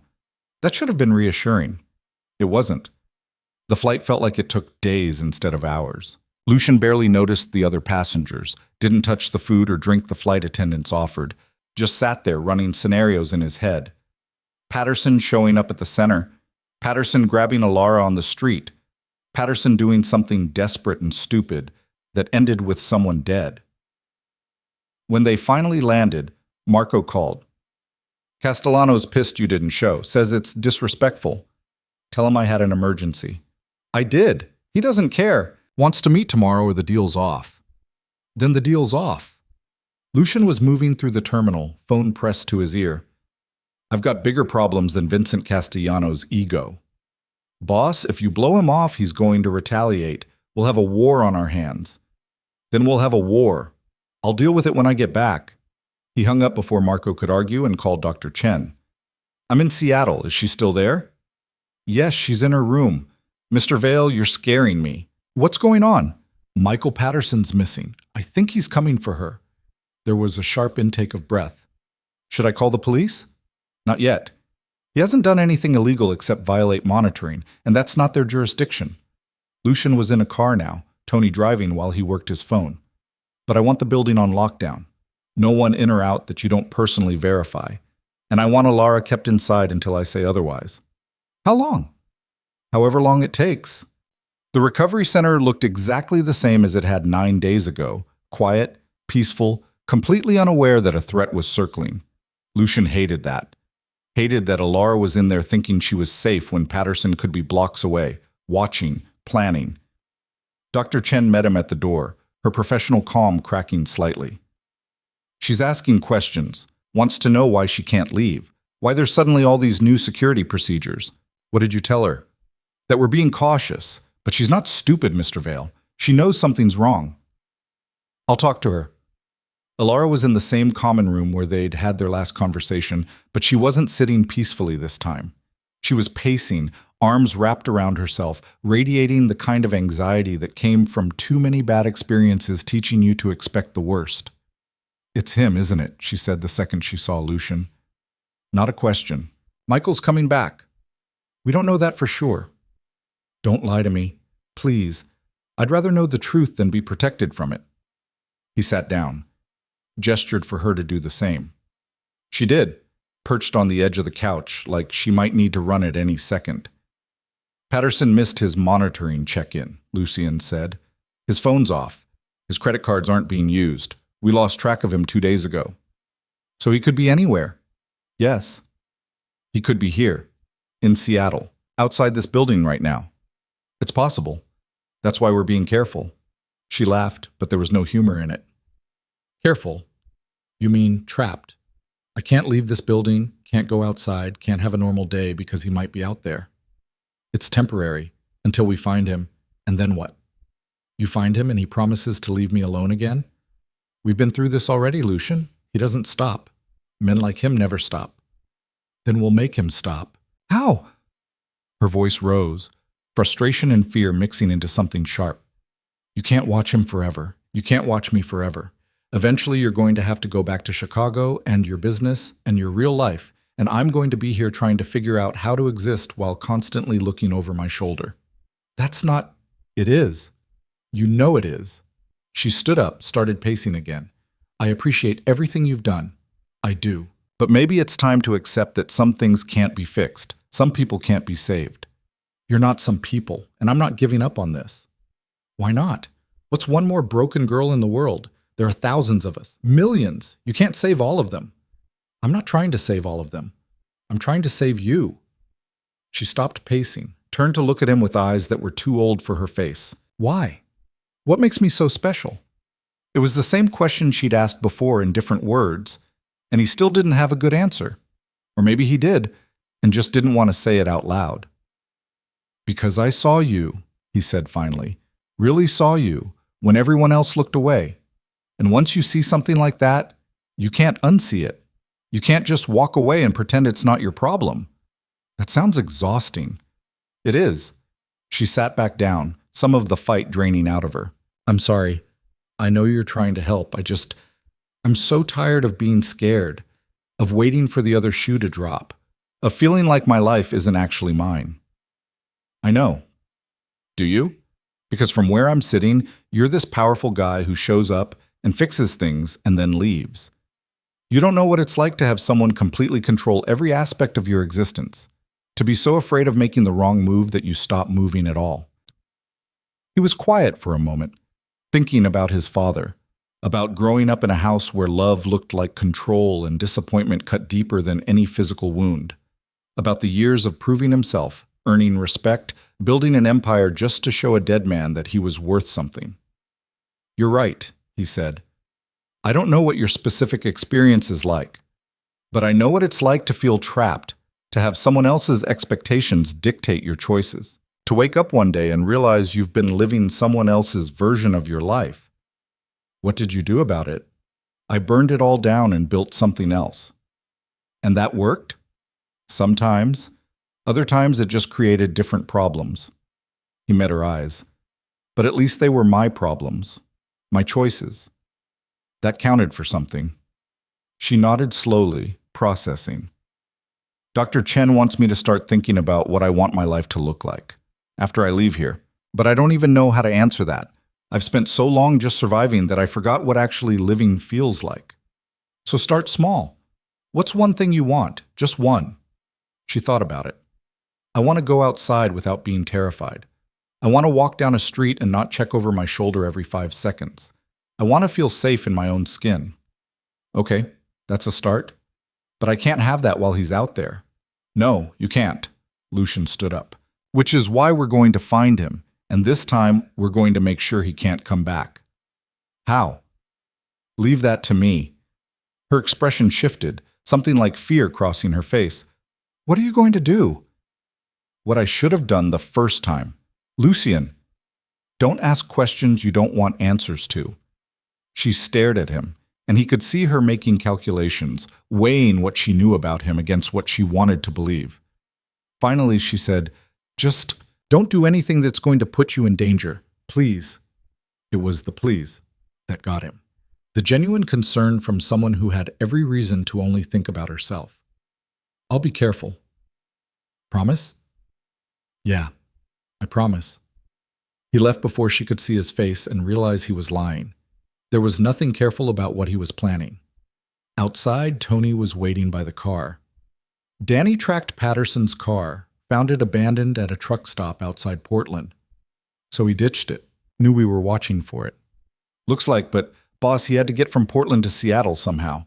Bus, rental car, hitchhiking were running down possibilities. He's already here. Lucian got in the car. I can feel it. He's close and he's watching. Then we need to draw him out. How? Tony gave him a look that said he already knew the answer and wasn't going to like it. We give him what he wants. We let the girl leave the center. Absolutely not. Hear me out. We control the situation, pick the location, the timing, the route. We put enough bodies on it that he can't get close without us seeing him. And when he makes his move, we're ready. You're talking about using her as bait. I'm talking about ending this. You said it yourself. He's not going to stop. So we make him come to us on our terms instead of waiting for him to choose his moment. Lucian wanted to argue, but the logic was sound. Patterson was out there somewhere, and every day they didn't find him was another day Alara spent looking over her shoulder. Another day the threat hung over everything. She'd have to agree to it, he said finally. Will she? I don't know, maybe, if I explained it right. He looked at Tony. How many men can we get? For something like this? 10, maybe 12. Enough to cover every angle. Do it. Set it up. But we don't move until I talk to her. Back inside, Doctor. Chen intercepted him in the hallway. I need to talk to you about Alara's treatment plan. Can it wait? Not really. She's been here almost 2 weeks, and we need to start thinking about transition. She can't stay indefinitely. This is meant to be short-term crisis intervention. I know. I'm working on finding her permanent housing. It's not just housing. It's support systems, job training, continued therapy, life skills. Recovery is complicated, Mr. Vale. It requires a comprehensive approach. Then tell me what she needs, and I'll make it happen. Dr. Chen studied him. Can I be frank with you? Please. You're taking on an enormous responsibility. Alara is starting to depend on you for safety, for resources, for emotional support. That's natural given the circumstances, but it's also dangerous. What happens when you can't be there? When your business calls you back to Chicago? When you have other priorities? When the reality of long-term commitment sets in? I told her I'd help her. I meant it. For how long? A month? A year? 5 years? Because trauma recovery doesn't have a timeline. She might need support for the rest of her life. Then I'll be there for the rest of her life. Dr. Chen's expression softened slightly. You say that now. But you need to understand what you're promising. This isn't a simple transaction where you provide resources and she gets better. She's going to have bad days, setbacks, times when she pushes you away or questions everything or can't function. Are you prepared for that? I am. And what happens when she doesn't need you anymore? When she's strong enough to stand on her own, will you be able to let her go? That question hit harder than it should have. Lucian hadn't thought that far ahead, hadn't considered a future where Alara was healthy and independent and didn't need his protection. Part of him didn't want to consider it. One crisis at a time, he said. Right now, the crisis is Patterson. Let me handle that first. Just be careful, Mr. Vale. With her heart and with yours. He found Alara in her room, sitting on the bed and staring at her phone. When she saw him, she set it down quickly. Hey, everything okay? I need to talk to you about something. He sat in the chair by the window, leaving distance between them. We have an idea for how to find Patterson. Her face went carefully blank. I'm listening. We let you leave the center. Controlled situation, my people everywhere, completely safe. But we let Patterson see you, let him think he has an opportunity. When he makes his move, we grab him. So you want to use me as bait. I want to end this so you can actually start your life. By putting me in danger. By controlling the danger instead of letting it control us. She was quiet for a long moment, fingers twisting in her lap. What if something goes wrong? What if he gets to me before your people can stop him? That won't happen. You can't guarantee that. No, but I can guarantee that if we don't do this, you're going to spend months, maybe years, looking over your shoulder, waiting for him to show up. Is that how you want to live? Of course not. Then help me end it. She looked at him, and he could see the war happening behind her eyes. Fear versus freedom, safety versus progress. The known danger of staying hidden versus the unknown risk of confronting the threat directly. If I do this, she said slowly, and something happens to me, nothing's going to happen to you. But if it does, I don't want you blaming yourself. Okay? This would be my choice. My decision. Elara, promise me. If I'm going to do this terrifying thing, I need to know you won't spend the rest of your life feeling guilty if it goes wrong. He wanted to promise. But the truth was, if something happened to her, guilt would be the least of what he'd feel. I can't promise that. Then promise you'll try. Promise you'll remember that I chose this. Okay, I promise I'll try. She nodded, decision made. When? Tomorrow. We'll keep it simple. A walk to the coffee shop 3 blocks away. 15-minute round trip. My people will be everywhere, watching every angle. And you'll be there? Every step. Okay? She took a shaky breath. Okay, let's do this before I change my mind. The next morning came too fast and too slow at the same time. Lucian spent the night coordinating with Tony and Danny, mapping out the route, positioning people at every possible intercept point. They had 12 men total, not counting Lucian himself, enough to cover the 3-block radius completely. At 9 a.m., he met Elara in the common room. She'd dressed carefully, jeans, a sweater, sneakers that she could run in if necessary. Her hair was pulled back, her face pale, but determined. You ready? He asked. No, but let's go anyway. They walked out this front door together, into morning sunlight that felt almost offensively bright and normal. The street was quiet, mostly residential, a few cars parked along the curb. To anyone watching, they probably looked like a couple out for coffee. Normal. Safe. Lucian's phone buzzed in his pocket. A text from Tony. All positions confirmed. We've got eyes on everything. Another from Danny. No sign of Patterson yet, but his car was spotted 2 miles from here at 6 a.m. He's close. Elara must have sensed something in his posture because she asked, "What's wrong?" Nothing, just my people checking in. They reached the corner. The coffee shop was visible down the block, a small place with outdoor seating and a line of people waiting inside. Perfectly public. Perfectly normal. I forgot what this feels like, Elara said quietly. What? Being outside. Walking somewhere because I want to, not because someone's making me. You're doing great. I'm terrified. That's okay too. They were halfway to the coffee shop when Lucian saw it. A man in a blue jacket, standing near a parked car across the street. Average height, dark hair, watching them a little too intently. His phone buzzed. Tony. Blue jacket, you're 3 o'clock. That him? Lucian texted back one-handed. Can't tell from here. Move closer. The man in the blue jacket started walking parallel to them, maintaining distance but keeping them in sight. Elara noticed him too, her hand finding Lucian's arm. Is that? Maybe. Keep walking. They reached the coffee shop. Lucian guided her inside, positioning himself between her and the windows. Through the glass, he could see Tony and another man closing in on Blue Jacket from opposite directions. Order whatever you want, Lucian told Elara, keeping his voice calm. We're just getting coffee. Normal day. She ordered an iced latte with shaking hands. The barista didn't notice, too busy with the morning rush. Lucian got a black coffee he had no intention of drinking and led her to a table near the back where he could watch the street. Blue Jacket was gone. His phone rang. Tony. We lost him. Turned a corner and vanished. Could have been nothing. Could have been... Where are you now? Circling back to your position. But boss, if that was Patterson, he knows we're watching. He's going to be more careful. Or more desperate.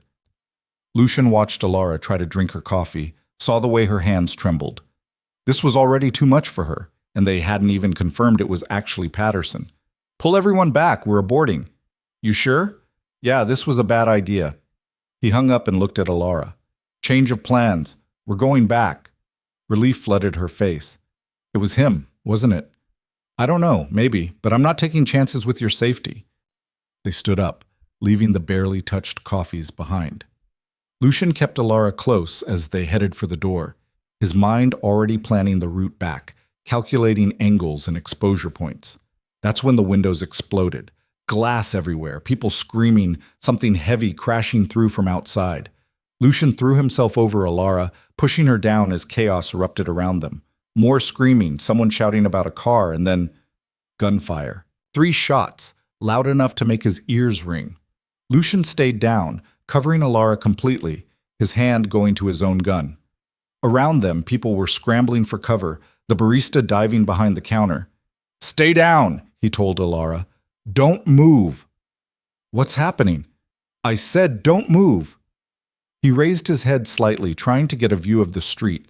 A car had jumped the curb, been driven deliberately through the outdoor seating area, and standing beside it, wild-eyed and holding a gun, was Michael Patterson. "Alara!" Patterson's voice was raw, desperate. "Alara, I know you're in there!" More shots fired into the air, people screaming, running. Lucian's phone was buzzing constantly. Tony, Danny, everyone trying to get information. "I just want to talk!" Patterson was advancing toward the shattered window. "Please, just let me explain." Lucian stood up, gun drawn, putting himself between Patterson and Alara. "Stop right there." Patterson's eyes locked on him, recognition and rage mixing. You ruined everything. She was fine before you, boy. She was a prisoner. Now walk away before this gets worse." "Worse?" Patterson laughed, high and unstable. "You took everything from me. My home, my life, my—" His gun swung toward Lucian. "Give her back." "Never gonna happen." Behind him, Alara was crying, pressed against the wall, hands over her ears. Lucian could hear sirens in the distance. Someone had called the police. Good. This needed to end before someone got killed. Michael. He used Patterson's first name deliberately, trying to establish some kind of connection. "Listen to me. The police are coming. If you do this, if you hurt anyone, you go to prison. Is that what you want?" "I want her back." "That's not an option." Patterson's face contorted. "You don't understand. I love her. I saved her. She was nothing before me. She was a person. She still is, and she doesn't want you. That's because you turned her against me." The gun was shaking in Patterson's hand. "But I can fix this. We can go somewhere new, start over." "Alara," Lucian said, not taking his eyes off Patterson. "I need you to tell him." "I can't." "Yes, you can. He needs to hear it from you." There was a long moment of silence, then, barely audible, Alara's voice. "I don't want you, Michael. I never wanted you." Patterson's face crumpled. "You don't mean that. You're scared. You're confused." "I mean it." Her voice was getting stronger. "You hurt me. You controlled me. You made me afraid to exist. That's not love." "I protected you. You imprisoned me." She was standing now, still behind Lucian, but visible. "And I'm not going back. Ever. So you can shoot him. You can shoot me. You can do whatever you want. But I am never going back with you." The sirens were getting closer. Patterson looked between them, his face cycling through emotions. Anger, pain, desperation. Something that might have been understanding but probably wasn't. "You'll regret this," he said finally. "Both of you." Then he put the gun to his own head. "Don't." Lucian moved forward, but he was too far away and Patterson's finger was already on the trigger. Tony hit Patterson from the side like a freight train, tackling him to the ground. The gun went off, but the shot went wide, embedding in the wall. Then Tony had Patterson pinned, disarming him, while Danny and 3 other men appeared from nowhere to help secure him. Police cars screeched up seconds later, officers pouring out with weapons drawn. Lucian put his gun down carefully, hands visible, while they sorted through the chaos. Patterson was screaming incoherently, fighting against the restraints, completely gone. And Alara was on the floor, knees pulled to her chest, sobbing so hard her whole body shook. Lucian went to her, dropped to his knees beside her. Hey, it's over. You're safe." I can't breathe." "Yes, you can. Look at me. Breathe with me." He demonstrated, slow and steady, until she started to match his rhythm. "That's it. You're okay. You're safe." It took 20 minutes to calm her down enough to move. The police wanted statements, but Lucian called his lawyer first, made sure Alara had representation before anyone asked her anything. Patterson was taken away in handcuffs in what looked like a psychiatric hold. Assault with a deadly weapon, reckless endangerment, violating a restraining order. He'd be going away for years, if he was lucky. Finally, they were allowed to leave. Lucian got Alara into a car and back to the recovery center, where Dr. Chen was waiting with sedatives and a crisis counselor. "This is my fault," Alara kept saying. "I shouldn't have agreed to—" "Oh!" "This is Patterson's fault," Lucian interrupted. "Only his. You didn't do anything wrong. But if I hadn't gone outside, then he would have found another way. Men like him always do." He caught her hands, made her look at him. "You did nothing wrong. You hear me? Nothing." She nodded, but he could tell she didn't believe it. Dr. Chen took her inside, leaving Lucian standing in the parking lot with Tony and Danny. They looked as exhausted as he felt. "Hell of a morning," Tony said. "Yeah. He's going away for a long time. Between the assault charges and the psych eval, he's done." "Good." But Lucian didn't feel relieved. He felt hollowed out and tired and like he'd somehow failed despite Patterson being in custody. Because Alara was inside crying, traumatized all over again, and all his protection and planning hadn't prevented that. His phone rang. "Marco. Boss, we've got problems. Castellano's moving on our territory. Hit 3 of our operations while you were in Seattle. Says it's retaliation for you blowing off the meeting." Lucian closed his eyes. Right. The real world. The one he'd been ignoring while playing hero in Seattle. "How bad?" "Bad enough that we need to respond. Today." "I'll be on the next flight." He went inside to tell Alara he was leaving. She was in her room, eyes red and distant. "I have to go back to Chicago," he said. "Business emergency. But I'll be back as soon as I can." "It's fine. You have a life. I get it." "Alara, I'm serious. You've done so much already. You don't owe me anything else." "This isn't about owing. I want to make sure you're okay." "I'll be okay. Eventually." She tried to smile, failed. "Go take care of your business. I'll still be here when you get back." He wanted to argue, to tell her he wasn't abandoning her, that this was temporary. But the words stuck in his throat because Dr. Chen's question kept echoing. "What happens when you can't be there?" "I'll call you," he said finally. "Okay." He left before he could make promises he wasn't sure he could keep. The war with Castellano lasted 6 weeks and cost Lucian 3 warehouses, 2 reliable distribution routes, and 1 man he'd worked with for a decade. It should have had his full attention. It didn't. He was in a meeting with his lawyers discussing how to handle the legal fallout from a warehouse fire that definitely wasn't accidental when his phone buzzed with a text from Dr. Chen. "Alara's asking for you, says it's important. Give me a minute," he told the lawyers, stepping into the hallway to call the center. Dr. Chen answered on the first ring. "Mr. Vale, I'm glad you called. Alara's been struggling since the incident. She won't eat, barely sleeps. She keeps asking when you're coming back. I told her I'd be back as soon as I could. That was 3 weeks ago." Had it been 3 weeks? Lucian had been so buried in damage control and strategic responses that time had blurred. 3 weeks of putting out fires, negotiating truces that Castellano kept breaking, trying to keep his business from imploding while the old man threw tantrum after tantrum. "Let me talk to her," he said. There was shuffling, voices in the background. Then Ilar's voice, small and uncertain. "Lucian? Hey, I hear you wanted to talk. Are you coming back?" The question shouldn't have felt like an accusation, but it did. "I'm trying. Things here are complicated. More complicated than—" She stopped. "Never mind. It's not fair to ask that." "Ilara, No, really. You have a life, a business. I get it. I just thought—" Another pause. "I thought maybe you'd check in more. But you've barely called." She was right.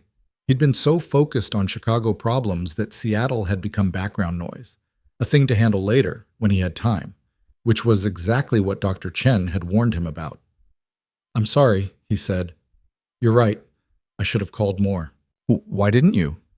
Because every time he thought about calling, he remembered her face in that coffee shop, the way she'd crumpled after confronting Patterson, the way his protection had ultimately led to her being more traumatized, not less.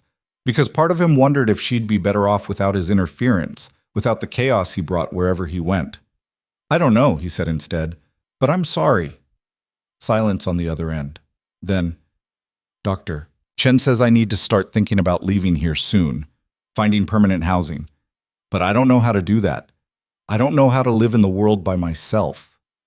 You're not by yourself. Aren't I? You're in Chicago dealing with your business. Dr. Chen keeps talking about transitioning me to outpatient care. Everyone keeps saying I need to start building independence, but I don't even know what that looks like. There was genuine fear in her voice, the kind that came from staring at an uncertain future with no roadmap. Lucian understood that feeling better than he wanted to admit. Okay, he said. Okay, give me 48 hours to handle things here, then I'm coming back. We'll figure this out together. You don't have to. I want to. I should have done it 3 weeks ago. What about your business? It'll keep. He looked back in the conference room where 3 lawyers were billing him hundreds of dollars an hour to wait. Some things are more important. He hung up and went back inside, where the lawyers immediately started talking about liability and insurance claims and criminal charges. Lucian let them talk for about 30 seconds before cutting them off. New plan. Whatever we can't resolve in the next 48 hours gets tabled.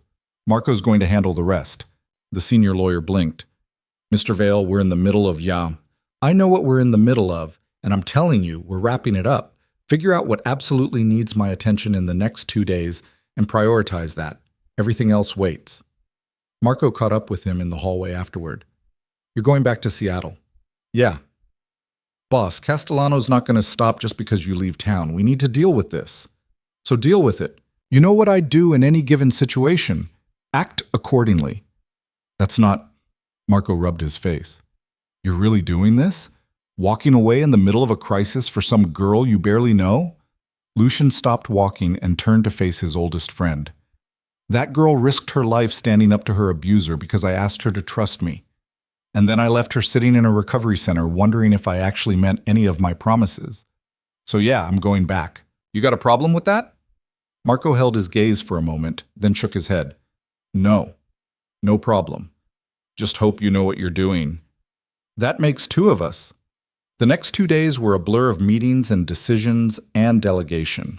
Lucian compressed 3 weeks of work into 48 hours, pushing everything that could wait onto Marco's plate and handling only what absolutely required his attention. The Castellano situation got a temporary ceasefire, not a real one, just enough of a pause that things wouldn't explode while Lucian was gone.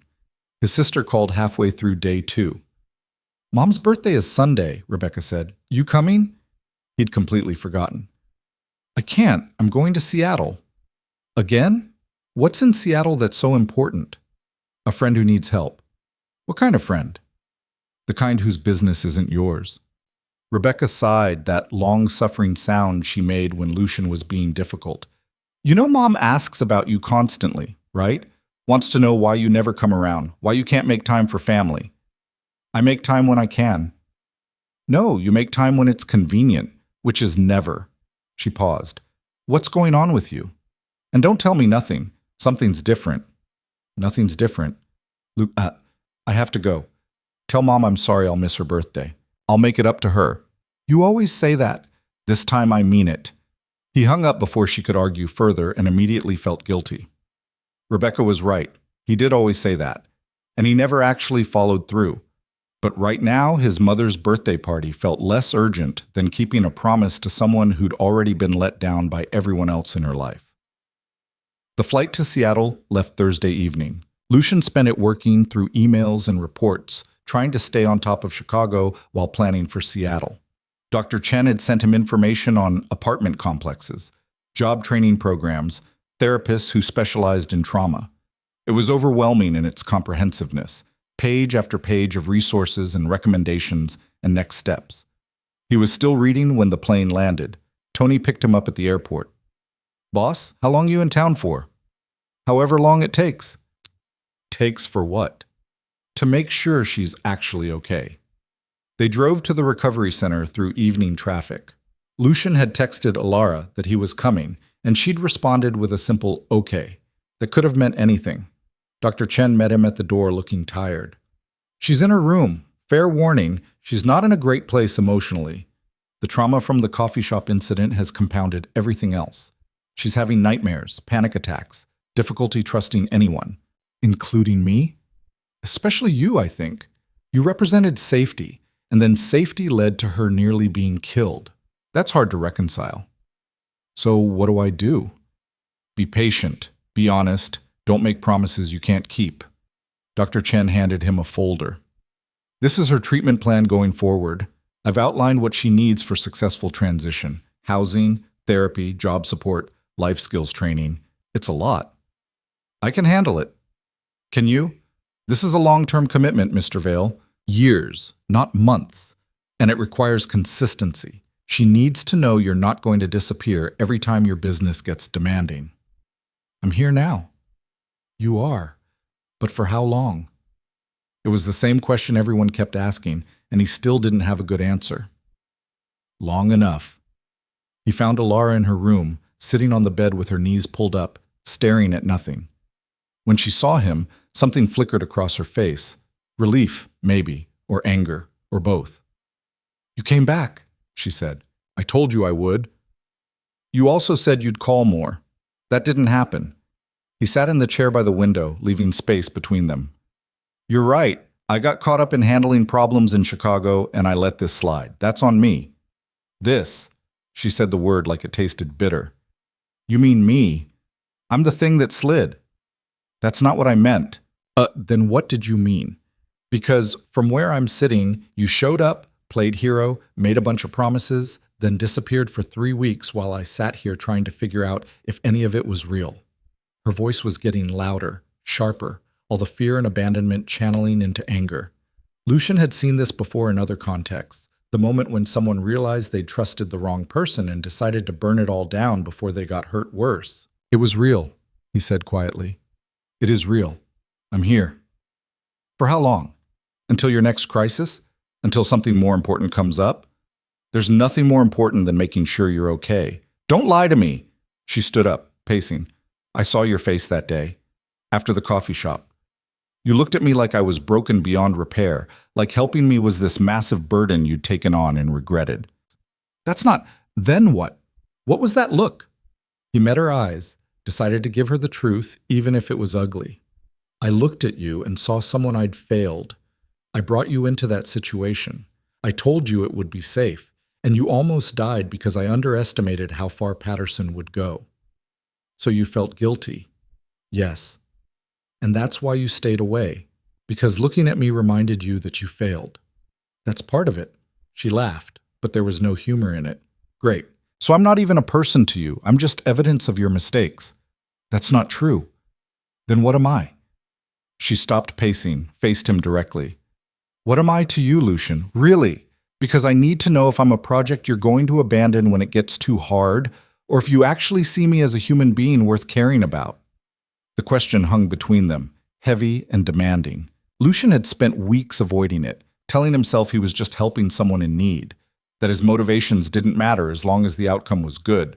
But she deserved better than his avoidance. You're someone I saw asking for help when no one else noticed, he said slowly. Someone brave enough to take a chance on a stranger. Someone who survived things that would break most people. And yeah, maybe at first you were a way for me to balance some cosmic ledger, to prove I could save someone after failing before. But you're not that anymore. Then what am I now? Someone I care about. Someone whose safety and happiness actually matter to me. Not because it makes me feel better about myself, but because you matter. Period. She stared at him, searching his face for the lie. I don't know if I believe you. Okay. Okay? That's it? What do you want me to say? I can't make you trust me. I can just show up and try to be consistent and hope that eventually you see I mean what I say. He stood up. Dr. Chen says you need to transition out of here soon. Start building a real life. So here's what I'm proposing. We find you an apartment, somewhere safe, somewhere you like. We set you up with a therapist you can see long term. We figure out what you want to do, job, school, whatever. And we make that happen. And I stick around to make sure you're actually okay. For how long? However long you need. What if I need years? Then years. What if I never get better? What if I'm always this broken, scared person who can't function without someone holding her hand? Then we'll figure that out too. But I don't think you're as broken as you think you are. She wrapped her arms around herself. I had a panic attack in the grocery store yesterday. Dr. Chen took me out to practice being in public, and I made it exactly 7 minutes before I couldn't breathe and had to leave. 7 minutes, Lucian. How am I supposed to build a life when I can't even handle a grocery store? 1 day at a time. 1 minute at a time if that's what it takes. That sounds exhausting. It is, but it's also how recovery works. There's no magic switch that makes everything better. You just keep trying, keep pushing a little further each time, until one day you realize you made it 8 minutes instead of 7. She sat back down on the bed, some of the fight draining out of her. I'm so tired of being scared. I know. Do you? Because you seem like someone who's never been afraid of anything. He almost laughed at that. I'm afraid of plenty of things. Failure. Letting people down. Becoming my father. The list is long. What was your father like? It was the first personal question she'd asked him, and he wasn't sure how to answer. Complicated. Brilliant in business, terrible at everything else. He had this way of making you feel like nothing you did was ever good enough, like you were constantly disappointing him just by existing. Is that why you work so hard? Trying to prove him wrong? Probably. He's been dead for 8 years and I'm still trying to prove I'm worth something. Stupid, right? Not stupid. Human. She looked at him with something that might have been understanding. We're both pretty messed up, aren't we? Yeah, but at least we're honest about it. They sat in silence for a moment, the anger and defensiveness fading into something more genuine. Finally, Ilara said, I want to try. The apartment, the therapy, all of it. But I need you to promise me something.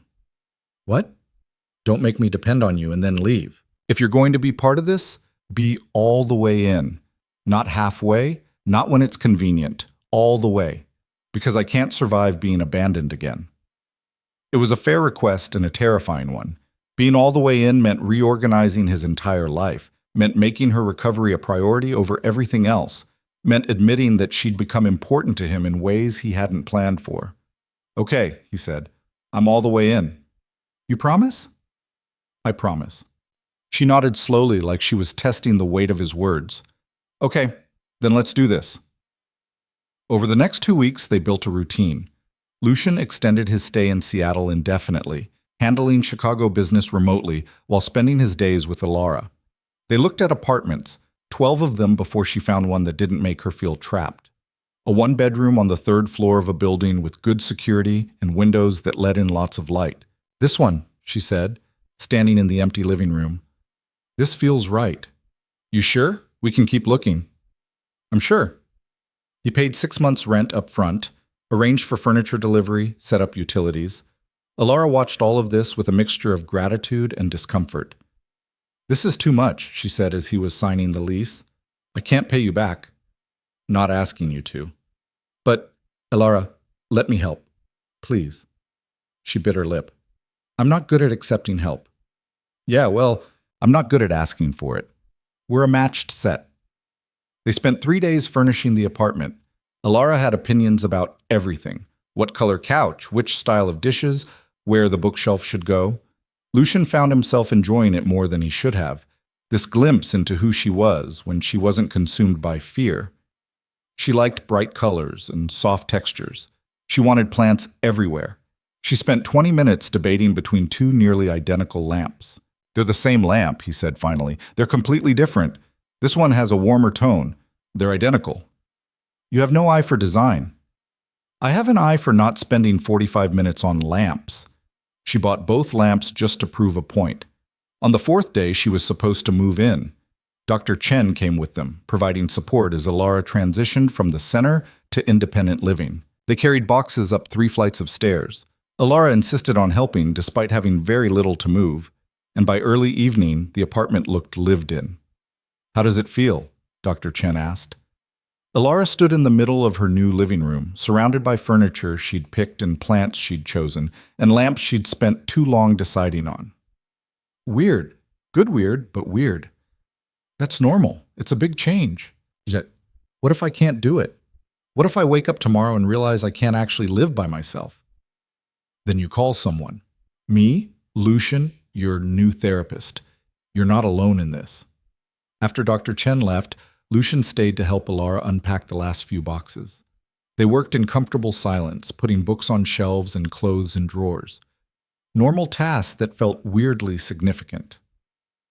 "I got you something," he said, pulling a wrapped box from his bag. She looked suspicious. "What is it?" "Open it." Inside was a phone, newer model, already activated and programmed with important numbers. Dr. Chen, her new therapist, a crisis hotline, and Lucian's number marked simply as L. "I know you have a phone," he said, "but Patterson knew that number. This one's clean, fresh start." She turned it over in her hands. "You programmed yourself in as just L?" Seemed appropriate. "I would have gone with grumpy benefactor, but okay." He almost smiled. "You making jokes. That's new? Don't get used to it." But she was smiling too, just slightly. "Thank you for the phone, for all of this." "You're welcome. I mean it. I know I've been difficult. You've been traumatized. There's a difference. Still, you didn't have to do any of this. Most people wouldn't. Most people aren't in a position to help." "And you are? In a position to help?" It was a loaded question. She was asking about more than just his financial resources, and they both knew it. "Yeah," he said, "I am." She set the phone down carefully. "Can I ask you something?" "Sure." "What happens when I don't need help anymore? When I'm stable and independent and have my life together, do you just leave?" It was the same question Dr. Chen had asked, the one he'd been avoiding. "Is that what you want, for me to leave when you're better?" "I don't know. I'm trying to figure out what this is, what we are." She gestured between them. "You're not my therapist or my social worker or my... I don't know. I don't know what you are. Does it need a label? It might help." He thought about that. What were they? Not friends exactly, though maybe moving in that direction. Not therapist and patient. Dr. Chen was right about professional boundaries. Not family, though sometimes it felt like they were building something familial in how they looked out for each other. "I'm someone who cares whether you're okay," he said finally. "Someone who wants to see you build a good life. Whatever label fits that, that's what I am." She nodded slowly. "Okay, I can work with that." His phone buzzed, a text from Marco. "Castellano's breaking the ceasefire. Hit 2 more locations. We need you here." Lucian looked at the message, then at Alara unpacking books in her new apartment. Dr. Chen's words echoed. Consistency. Being there. Not disappearing when things got demanding. "You have to go," Alara said, reading his expression. "Back to Chicago." It's okay. I know you have a business. I'm not expecting you to stay in Seattle forever. But I need to learn to be okay on my own. That's kind of the point, right?" She tried to smile, but it wobbled. "Go handle your crisis. I'll be fine." "Alara, really, go. I've got Dr. Chen's number and the new therapist starts next week, and I'm in my own apartment like a real person. I can handle one night alone." He wanted to argue, but Marco was texting again, this time with photos of damage that looked expensive. And Alara was right. She did need to learn independence. Hovering over her wasn't helping either of them. "Okay," he said, "but I'm calling you tomorrow, and I'm coming back next week." "You don't have to." "I want to. I promised I'd be all the way in. That doesn't change because I'm in a different city." She walked him to the door. "Lucian? Yeah? Thank you for everything, for seeing me at the airport, for not giving up when I was difficult, for this." She gestured at the apartment. "For giving me a chance to actually live." "You're worth it," he said simply. Then he left before he could second-guess himself, before he could make more promises or stay longer, or blur the lines between helping and becoming too involved. The flight back to Chicago gave him 3 hours to compartmentalize, to shift from the person he was in Seattle back to the person he needed to be in Chicago. Marco picked him up at O'Hare with bad news. "Castellano's not stopping. He's hitting us everywhere, telling people we're weak, that we can't protect our territory." Then we respond. "How hard?" Lucian thought about Alara, about the look on her face when she'd asked what he was to her, about the promise he had made to be all the way in, to be someone worth trusting. "Hard enough to make it stop," he said. "But clean. No bodies if we can avoid it. I'm tired of cleaning up blood." Marco gave him a look. Who are you, and what did you do with my boss? Funny. Set up a meeting with Castellano. Final offer. He backs off, or we make him back off. The meeting happened 2 days later in the same restaurant where they'd made their first deal. Castellano showed up with twice as many men as before, clearly expecting a fight. Vale, he said, not bothering with pleasantries. You've got some nerve showing your face. Vincent, we can end this right now. You walk away from my territory, I walk away from yours. Clean slate. Why would I do that when I'm winning? You're not winning. You're costing both of us money and time. I hit 2 of your locations for every one you hit of mine. We can keep trading blows until we're both bleeding out, or we can be smart about this. Castellano leaned back, studying him. You're different. Something changed. I got tired of stupid conflicts. Or maybe you got soft. Word is you've been spending time in Seattle. Got some girl out there you're playing house with. Lucian's jaw tightened. My personal life isn't your concern. It is when it makes you weak, when it makes you lose focus. Castellano smiled, ugly and knowing. That's your problem, Vale. You're trying to be 2 people, the businessman and the savior. Can't be both. Eventually you have to choose. Maybe I already did. Then you chose wrong. This world doesn't leave room for soft hearts and second chances. You want to play philanthropist? Go ahead, but don't expect me to respect you while you do it. Lucian stood up. Last chance, Vincent. Walk away or I bury you. Try it. See what happens. The war escalated. Lucian spent the next 3 weeks in full crisis mode, handling attacks and counterattacks, trying to end things without making them worse. He called Alara every night like he'd promised, but the conversations were brief and strained. She could tell he was distracted. He could tell she was pulling away. How's the apartment? He'd ask. Fine. Good. And therapy? Also good. You settling in okay? Yeah, it's fine. Fine. Everything was fine, which meant nothing was actually fine, but she wasn't ready to say it, and he didn't have the energy to dig deeper. 4 weeks after he'd left Seattle, Marco cornered him in his office. We need to end this. Castellano's not backing down and we're hemorrhaging resources. So what do you suggest? Give him what he wants. Territory, percentage, whatever. Just end it. No. Boss. I said no. We give in now. Every other boss in this city thinks they can push us around. We hold the line. At what cost? You're barely sleeping, barely eating. When's the last time you saw your family? When's the last time you did anything except manage this war? When it's over? It's not going to be over, not unless someone backs down or someone dies. And I'm starting to think it's going to be you. Lucian looked at his oldest friend and saw genuine concern there. I'm fine. You're not. And that girl in Seattle, when's the last time you actually talked to her? Not a 5-minute check-in. Actually talked. I talked to her. When?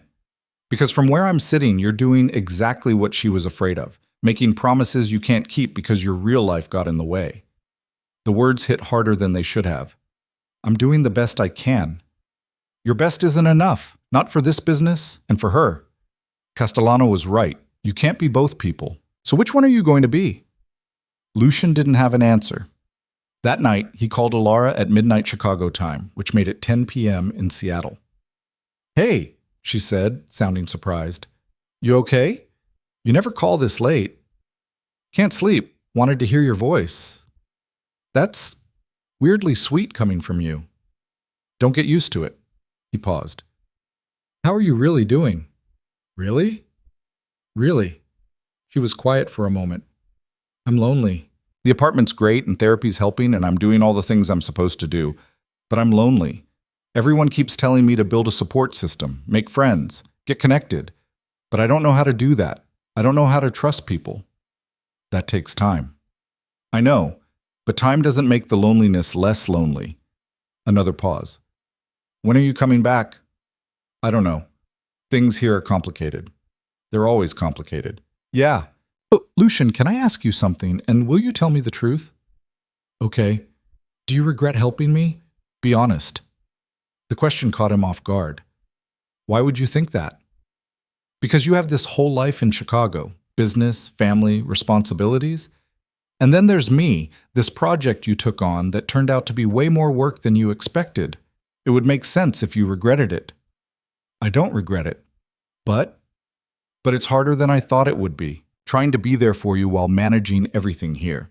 Trying to be the person I promised to be while also being the person my business needs me to be. So Castellano was right. You can't be both. How do you... Marco mentioned it when he called to check in last week. Said you were dealing with someone who thought you'd gone soft. Marco needs to learn when to shut up. Maybe. But he's not wrong, is he? You're trying to be two different people and it's tearing you apart. Lucian closed his eyes, leaning back in his chair. I don't know how to fix it. Maybe you don't.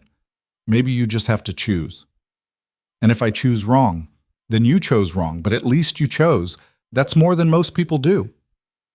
They talked for another hour, really talked, about things that mattered and things that didn't. When Lucian finally hung up, it was 2 a.m. and he felt more exhausted and more clear-headed than he had in weeks. The next morning, he called a meeting with all his senior people. I'm stepping back, he announced. Not permanently, but for a while. Marco's going to handle day-to-day operations. The Castellano situation, he makes the call on how to resolve it. Everything else, you run through him unless it's absolutely critical. Everyone stared at him like he'd grown a second head. Boss, Marco said carefully. You sure about this? No, but I'm doing it anyway. I made a promise to someone and I need to keep it. That means being where I said I'd be. For how long? However long it takes. He booked a flight to Seattle that afternoon, texted Alara that he was coming, and tried not to think about whether he was making the right choice or the biggest mistake of his life. Sometimes you just had to choose and hope you chose right. Alara was waiting at the airport when his flight landed, which surprised him. He'd told her not to bother, that he could take a car, but there she was standing near baggage claim with her hands in her pockets and an uncertain expression. You came, he said. You sounded like you needed someone to come. She shifted her weight. Was that okay? I can leave if... It's okay. More than okay. They walked to her car, a used Honda Civic he'd helped her buy 2 weeks ago, and drove toward the city in silence that wasn't quite comfortable but wasn't hostile either. Finally, she said, What happened in Chicago? I delegated. Told everyone I was stepping back for a while. How'd that go over? About as well as you'd expect. Marco thinks I've lost my mind. My lawyers are concerned. My sister stopped speaking to me after I missed our mother's birthday dinner for the 3rd time. And Castellano? Marco's handling it. I told him to end it however he sees fit. She glanced over at him. That must have been hard, giving up control. Terrifying, actually. But you were right. I can't be two people. So I chose. Me over your business? My word over my pride. He looked out the window at Seattle passing by.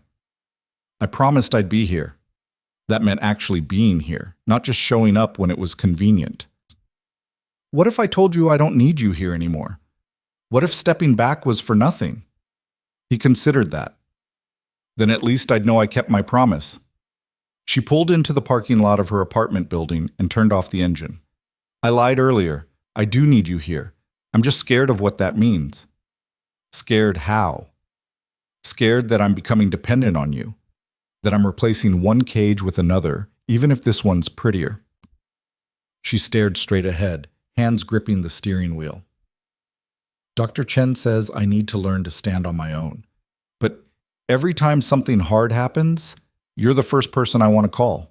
That can't be healthy. Why not? Because you're not always going to be available. Because people leave. Because building my entire recovery around one person is setting myself up for disaster. Lucian had no good counter-argument for that. She was probably right.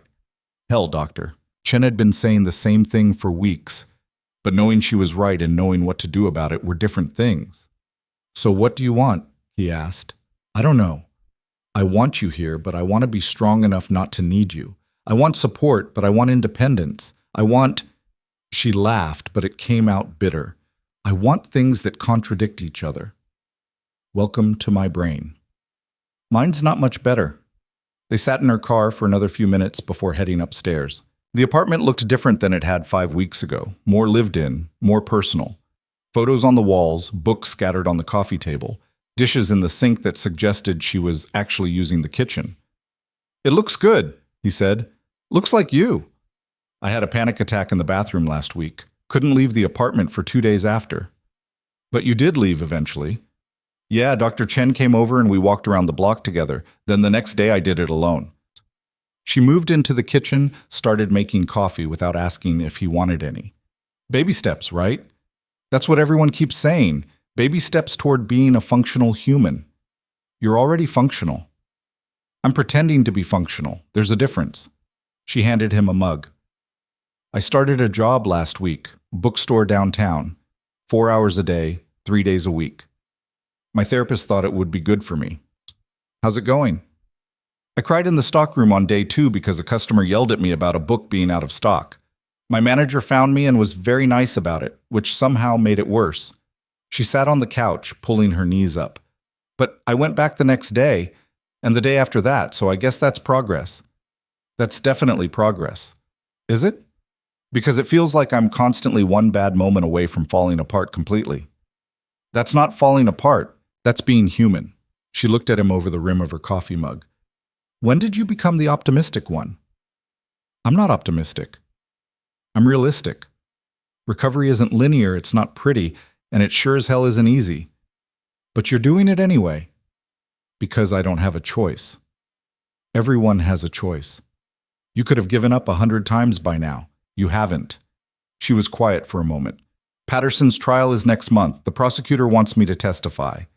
Lucian felt his stomach drop. "You don't have to." "I know. They have enough evidence without me. The assault at the coffee shop, the restraining order violation, the weapons charges. But the prosecutor says my testimony would help, would show the pattern of behavior, the history." She set her mug down. "I don't know if I can do it. Stand in a courtroom and talk about everything while he sits there watching." "What does your therapist say?" "That it's my choice. The testifying might be empowering or it might be re-traumatizing. No one can predict which." She looked at him. "What do you think I should do?" "I think you should do whatever feels right for you." "That's a cop-out answer." "It's the honest answer. I can't tell you what's right for you, Alara. Only you can figure that out." She nodded slowly. "If I testify, will you be there? In the courtroom?" "If you want me there, I'll be there." "I want you there." "Then I'll be there." Over the next 3 weeks, they fell into a rhythm. Lucian rented an apartment 2 blocks from hers, close enough to help if needed, far enough to give her space. He handled Chicago business remotely, trusting Marco more than was probably wise, but not having much choice. Alara went to work at the bookstore, went to therapy twice a week, slowly built a life that looked almost normal from the outside. They had dinner together most nights, sometimes at her place, sometimes at his, once or twice at restaurants when she felt brave enough to handle public spaces. The conversations got easier, less weighted with trauma and obligation, more like 2 people getting to know each other without crisis driving everything. "Tell me about your family," she said one night over Thai takeout.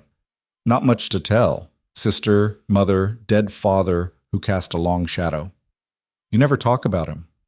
"Not much worth saying." "Try anyway." So he did. Told her about growing up with a father who measured worth in profit margins and saw weakness in anything that looked like compassion, about the impossible standards and the constant disappointment, about building an empire just to prove he could, then realizing the old man was dead and didn't care anyway. "That sounds exhausting," Alara said. "It was. Still is sometimes. Is that why you helped me? Trying to prove you're not him?" "Maybe. Or maybe I'm trying to prove I can be better than him." "Are you? Better than him?" Lucian thought about that.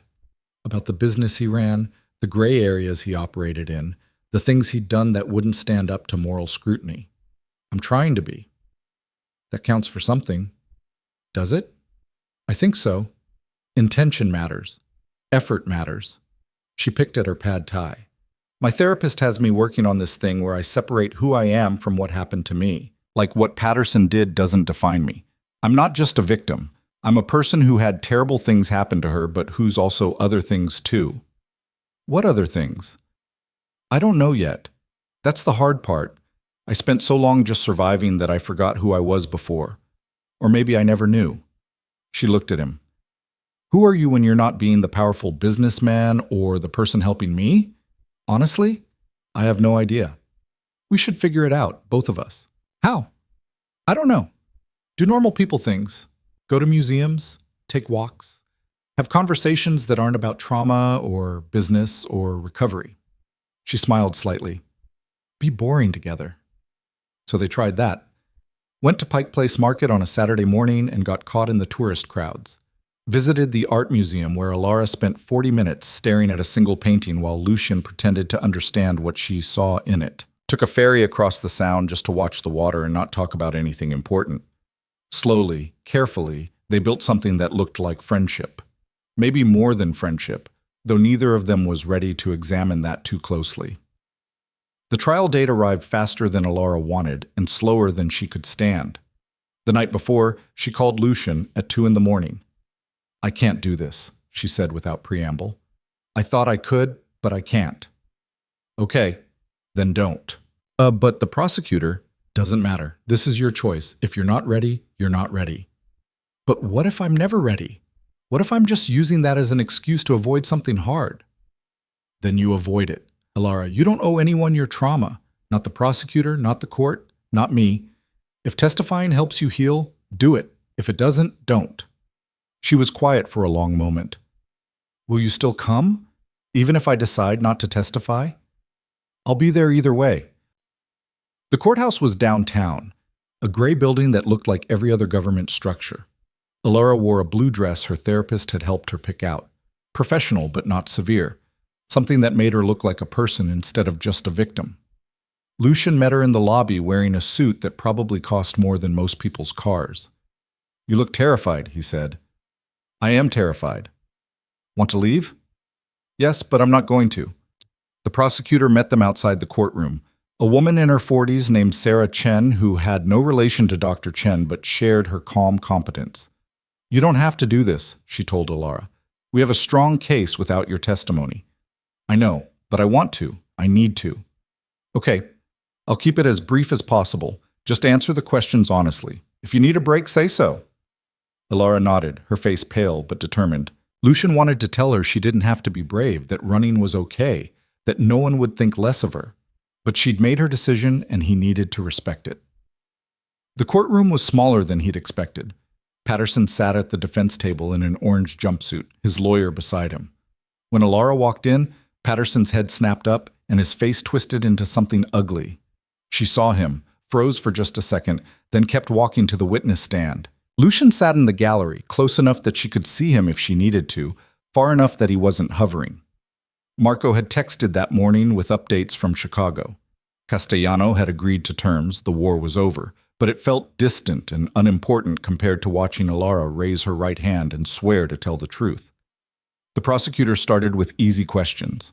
Name, age, where she lived, then harder ones. How did you meet Mr. Patterson? When did things change? What happened at the airport? Alara's voice was quiet but steady. She described months of isolation and control, explained how he'd taken her documents and convinced her no one would help. She talked about the basement, the chain, the constant fear. Patterson's lawyer cross-examined. Tried to suggest she'd gone willingly, that she could have left at any time, that maybe she was exaggerating. Alara held her ground, answering each question with a calmness that probably cost her everything she had. Did you love Mr. Patterson? The defense attorney asked. No, but you stayed with him for months. I was afraid he'd kill me if I tried to leave. Did he ever explicitly threaten to kill you? He didn't have to. The chain in the basement was threat enough. When it was over, Alara stepped down from the witness stand on shaking legs. She made it halfway to the courtroom doors before her knees gave out. Lucian caught her before she hit the floor, guided her to a bench in the hallway. I did it, she said, staring at nothing. I actually did it. You did. He looked so small, sitting there in handcuffs. I spent months being terrified of him, and he just looked small and pathetic. That's what he is. Small and pathetic. He just convinced you he was bigger. She started crying then, the release of tension and fear she'd been holding since the coffee shop. Lucian sat beside her and let her cry, Didn't try to fix it or minimize it, just was there while she fell apart and put herself back together. The verdict came 3 days later. Guilty on all counts. Patterson would spend the next 15 years in prison, possibly longer with the psychiatric evaluation pending. Alara got the call from the prosecutor while she was at work. She finished her shift, walked home, and texted Lucian. "It's over." He found her in her apartment, sitting on the floor, surrounded by papers. "What's all this?" "Applications? For school. My therapist suggested I think about what I want to do long term, so I'm thinking." He sat down across from her. "What are you thinking about?" "Social work, maybe, or counseling, something where I can help people who've been through what I went through." She picked up one of the applications. "Is that stupid? Thinking I could help others when I can barely help myself?" "Not stupid. Ambitious maybe, but not stupid. My therapist says it's common for survivors to want to help others, like we're trying to make meaning out of what happened." "Sounds reasonable. Or maybe I'm just trying to prove I'm not broken." She set the application down. "Patterson's going to prison for 15 years. I should feel relieved, right? I should feel like it's finally over, but I don't. I just feel tired." "That's normal too. When does it stop being normal and start being a problem?" "I don't know, but I think you'll figure it out." She looked at him then, really looked, and something shifted in her expression. "You've been here for 3 months, just here. Not pushing, not demanding anything, just being here while I figure my life out. Why?" "Because I said I would be." "That's not a real answer." "It's the only answer I have." "Lucian." She said his name like a challenge. "Why did you really help me? Not the cosmic balance thing, not the guilt about someone else you couldn't save. The real reason." He'd spent months avoiding this question, deflecting with half-truths and avoidance. But she'd just spent 3 days facing her abuser in court. She deserved honesty.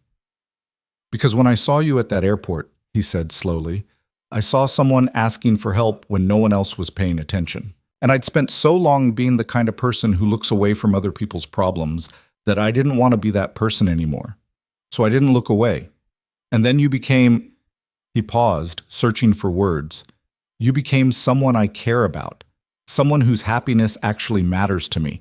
Not because it makes me feel better about myself, but because you matter. And I wanted to see you build a life where you could be happy. Are you in love with me?" She asked it directly, no build-up or softening. "I don't know, maybe. Does it matter?" "It might." "Why?" "Because I think I might be falling for you too, and I don't know if that's real or if it's just trauma bonding or if I'm confusing gratitude with something else." She wrapped her arms around herself. "My therapist says I need to be careful about jumping into relationships too quickly after trauma. Says I need to be stable on my own before I can be healthy with someone else." "Your therapist is probably right." "Probably, but that doesn't change how I feel." They sat there on her apartment floor, surrounded by college applications and uncertainty, and Lucian realized they'd reached a crossroads. One direction led toward something that might be love, but might also be unhealthy dependence. The other led toward her independence and growth, and maybe them drifting apart. "What do you want?" he asked. "I want to finish healing. I want to go to school and figure out who I am and build a life that's actually mine." She met his eyes.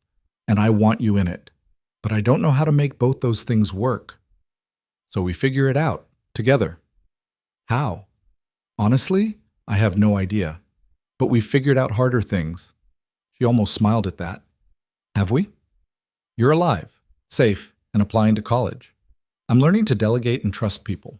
We've come pretty far from that airport." "Yeah, we have." Over the next year, they figured it out. Alara enrolled in community college, taking classes in psychology and social work. She kept working at the bookstore, kept going to therapy, slowly built a support system that didn't revolve entirely around Lucian. She made friends with a coworker named Maria, who knew nothing about her past and liked her anyway. She joined a survivors group and started volunteering at a crisis center. Lucian split his time between Seattle and Chicago, learning to run his business remotely and trust Marco with decisions he used to hoard. He went to his mother's birthday dinner and actually stayed the whole time. He had dinner with Rebecca once a month and slowly rebuilt a relationship with his sister that didn't revolve around obligation and guilt. The Castellano situation resolved itself. Marco had negotiated a territorial agreement that left both sides reasonably satisfied. Other problems emerged and got handled. The business kept running, surprisingly well, without Lucian micromanaging every detail. And through it all, he and Alara navigated whatever they were becoming. Some days it felt like friendship. Other days it felt like more. They didn't label it, didn't push it, just let it develop at its own pace. 2 years after the airport, Alara graduated with her associate degree. Lucian flew in for the ceremony, sat in the audience with Dr. Chen and Maria and Alara's volunteer coordinator, and watched her walk across the stage. She'd grown into herself in ways he couldn't have predicted. More confident, more grounded, no longer defined by what had happened to her. After the ceremony, she found him in the parking lot. "You came," she said. "Of course I came. I wasn't sure you would. You've been in Chicago a lot lately. I wouldn't miss this." She looked different in her cap and gown. Older somehow. More settled into who she was becoming. "I'm transferring to the university in the fall," she said. "Full bachelor's program in social work. They offered me a scholarship." "That's incredible." "Yeah, it is," she paused. "I've been thinking about something my therapist said a while back, about how I needed to be stable on my own before I could be healthy with someone else." "I remember. I think I'm there. Stable, I mean. Not perfect, not healed completely, but stable enough." She took a breath. "So I wanted to ask you something. If we tried this, actually tried being together, not just whatever we've been doing, would you want that?" Lucian looked at her standing there in her graduation gown, asking him directly for something she wanted, instead of waiting for permission. It was such a change from the scared girl at the airport that it made his chest tight. "Yeah," he said. "I'd want that. Even knowing I'm still going to have bad days? That recovery doesn't have an endpoint? Even knowing that. And you're not going to disappear on me when things get hard?" "I'm not going to disappear." She smiled then, genuinely smiled, and it transformed her face. "Okay, then let's try." They did try. Dated like normal people with dinners and movies and conversations about things that had nothing to do with trauma or recovery. It wasn't perfect. She still had panic attacks sometimes. Still had days when the past felt too heavy. He still struggled with control issues, still threw himself into work when feelings got too complicated. But they figured it out. Learned each other's patterns, learned when to push and when to give space. Built something that looked like love, even if neither of them was entirely sure what that meant. 3 years after the airport, Lucian stood in Alara's apartment, a bigger place now, one she'd chosen and furnished and made entirely hers. She'd graduated with her bachelor's degree 6 months ago and just gotten hired full-time at a crisis center. She was good at it, people said, had a way of connecting with survivors that came from genuine understanding. "I'm thinking about starting a foundation," he said over dinner one night. "What kind of foundation?" "Support for trafficking survivors. Housing, therapy, job training, education. Everything you had access to, but available to everyone who needs it." She set down her fork. "That's ambitious." "So are you, and it's working out."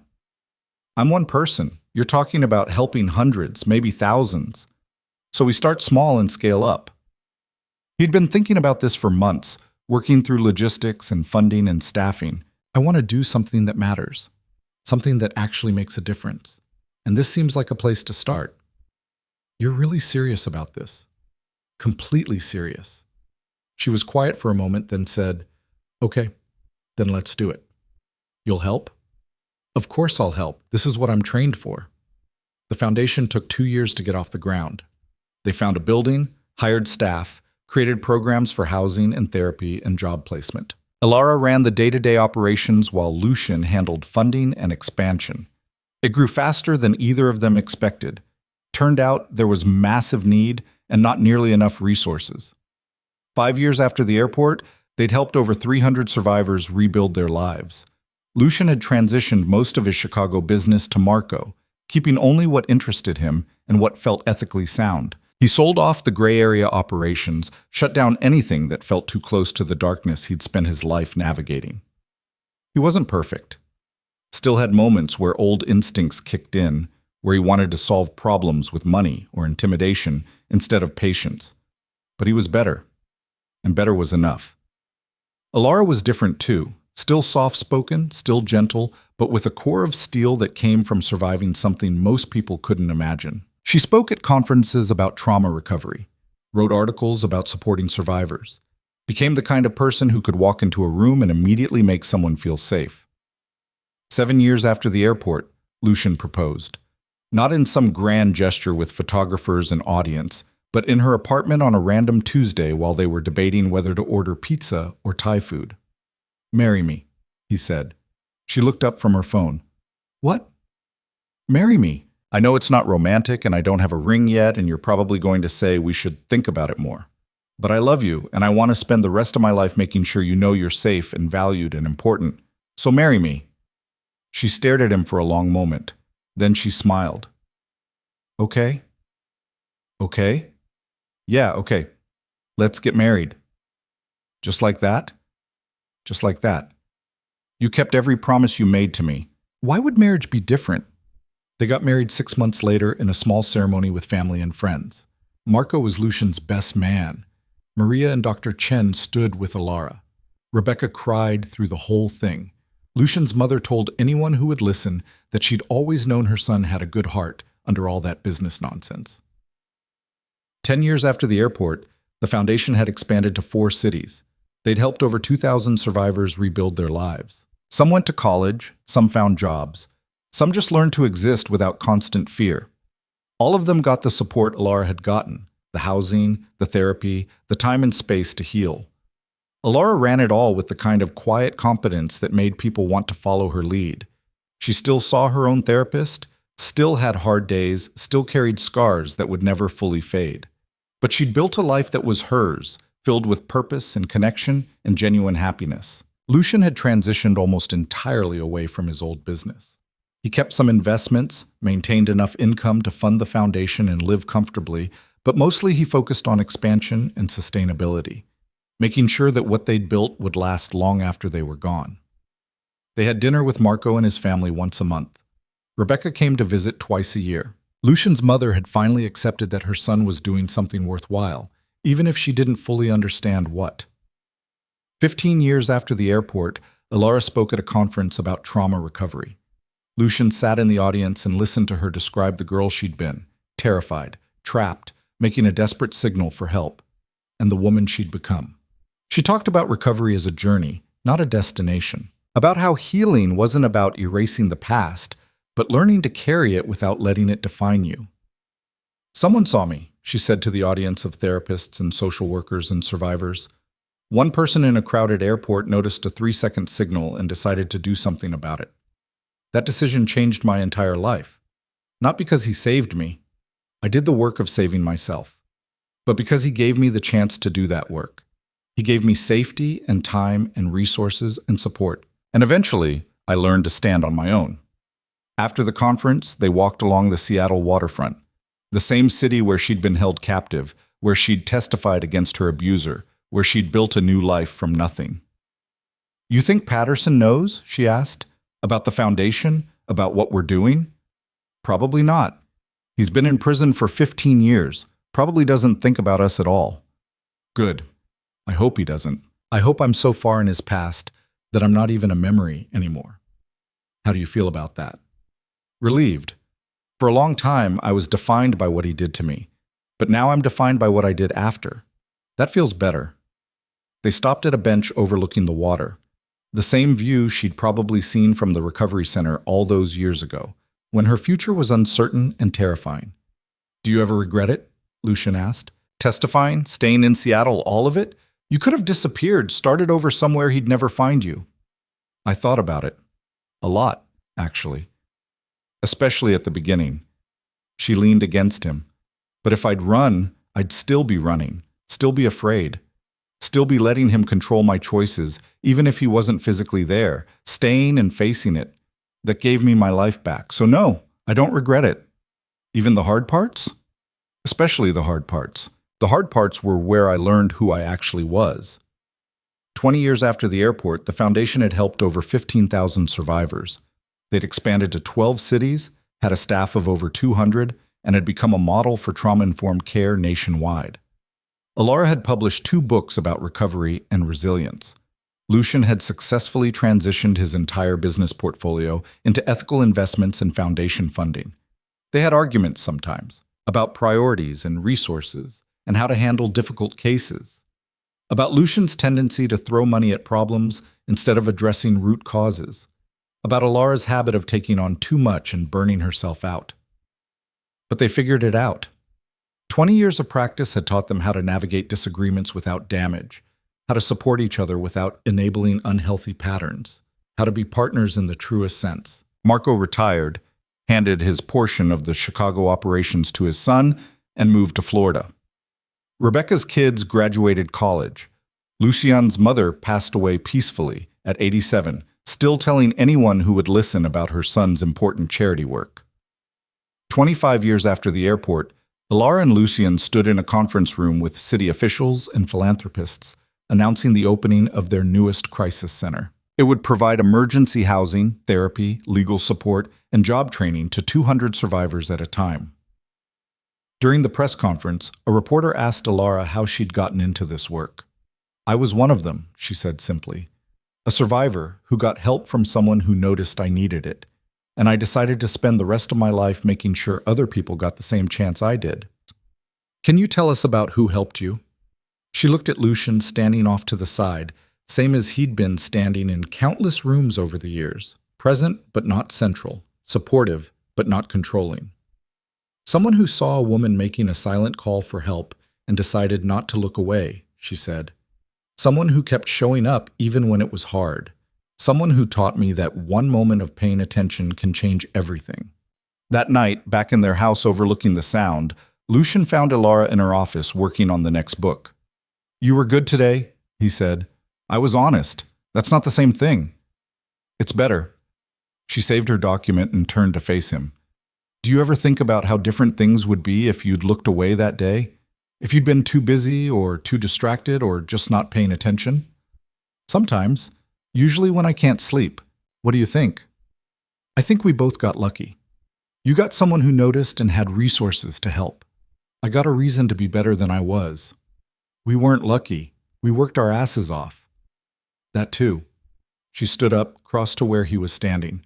25 years, and he still sometimes saw the scared girl from the airport in her face. But mostly he saw the strong woman she'd become. The director, the author, the advocate, the wife, the person who'd survived hell and built something meaningful from the ashes. "Thank you," she said. "For what?" "For seeing me. For not looking away. For keeping every promise even when it was hard. For building this life with me. You did most of the building. We did it together. That's the whole point." She kissed him, gentle and familiar. "I love you, just in case I haven't said it enough. You say it plenty. Still, I love you, for seeing that signal, for everything after." 30 years after the airport, they celebrated the Foundation's anniversary. Thousands of survivors, hundreds of staff members, dozens of partner organizations. The girl who'd made a 3-second distress signal had helped build an empire of support and recovery. During the celebration, someone asked Lucian what he was most proud of. He looked around the room at all the lives they'd touched, all the people who'd found safety and support and a path forward. Then he looked at Alara talking with a group of recent graduates from their housing program, her face bright with genuine joy. "That," he said, pointing at her, helping her realize she was never broken, just hurt. Everything else came from that. And it was true. One moment of attention in a crowded airport had changed 2 lives completely, had saved one and redeemed another, had built something lasting and meaningful from a 3-second signal that almost no one saw. Sometimes all it takes is one person paying attention, one person deciding not to look away, one person choosing to help instead of walking past. Everything else is just showing up, keeping promises, and figuring it out together.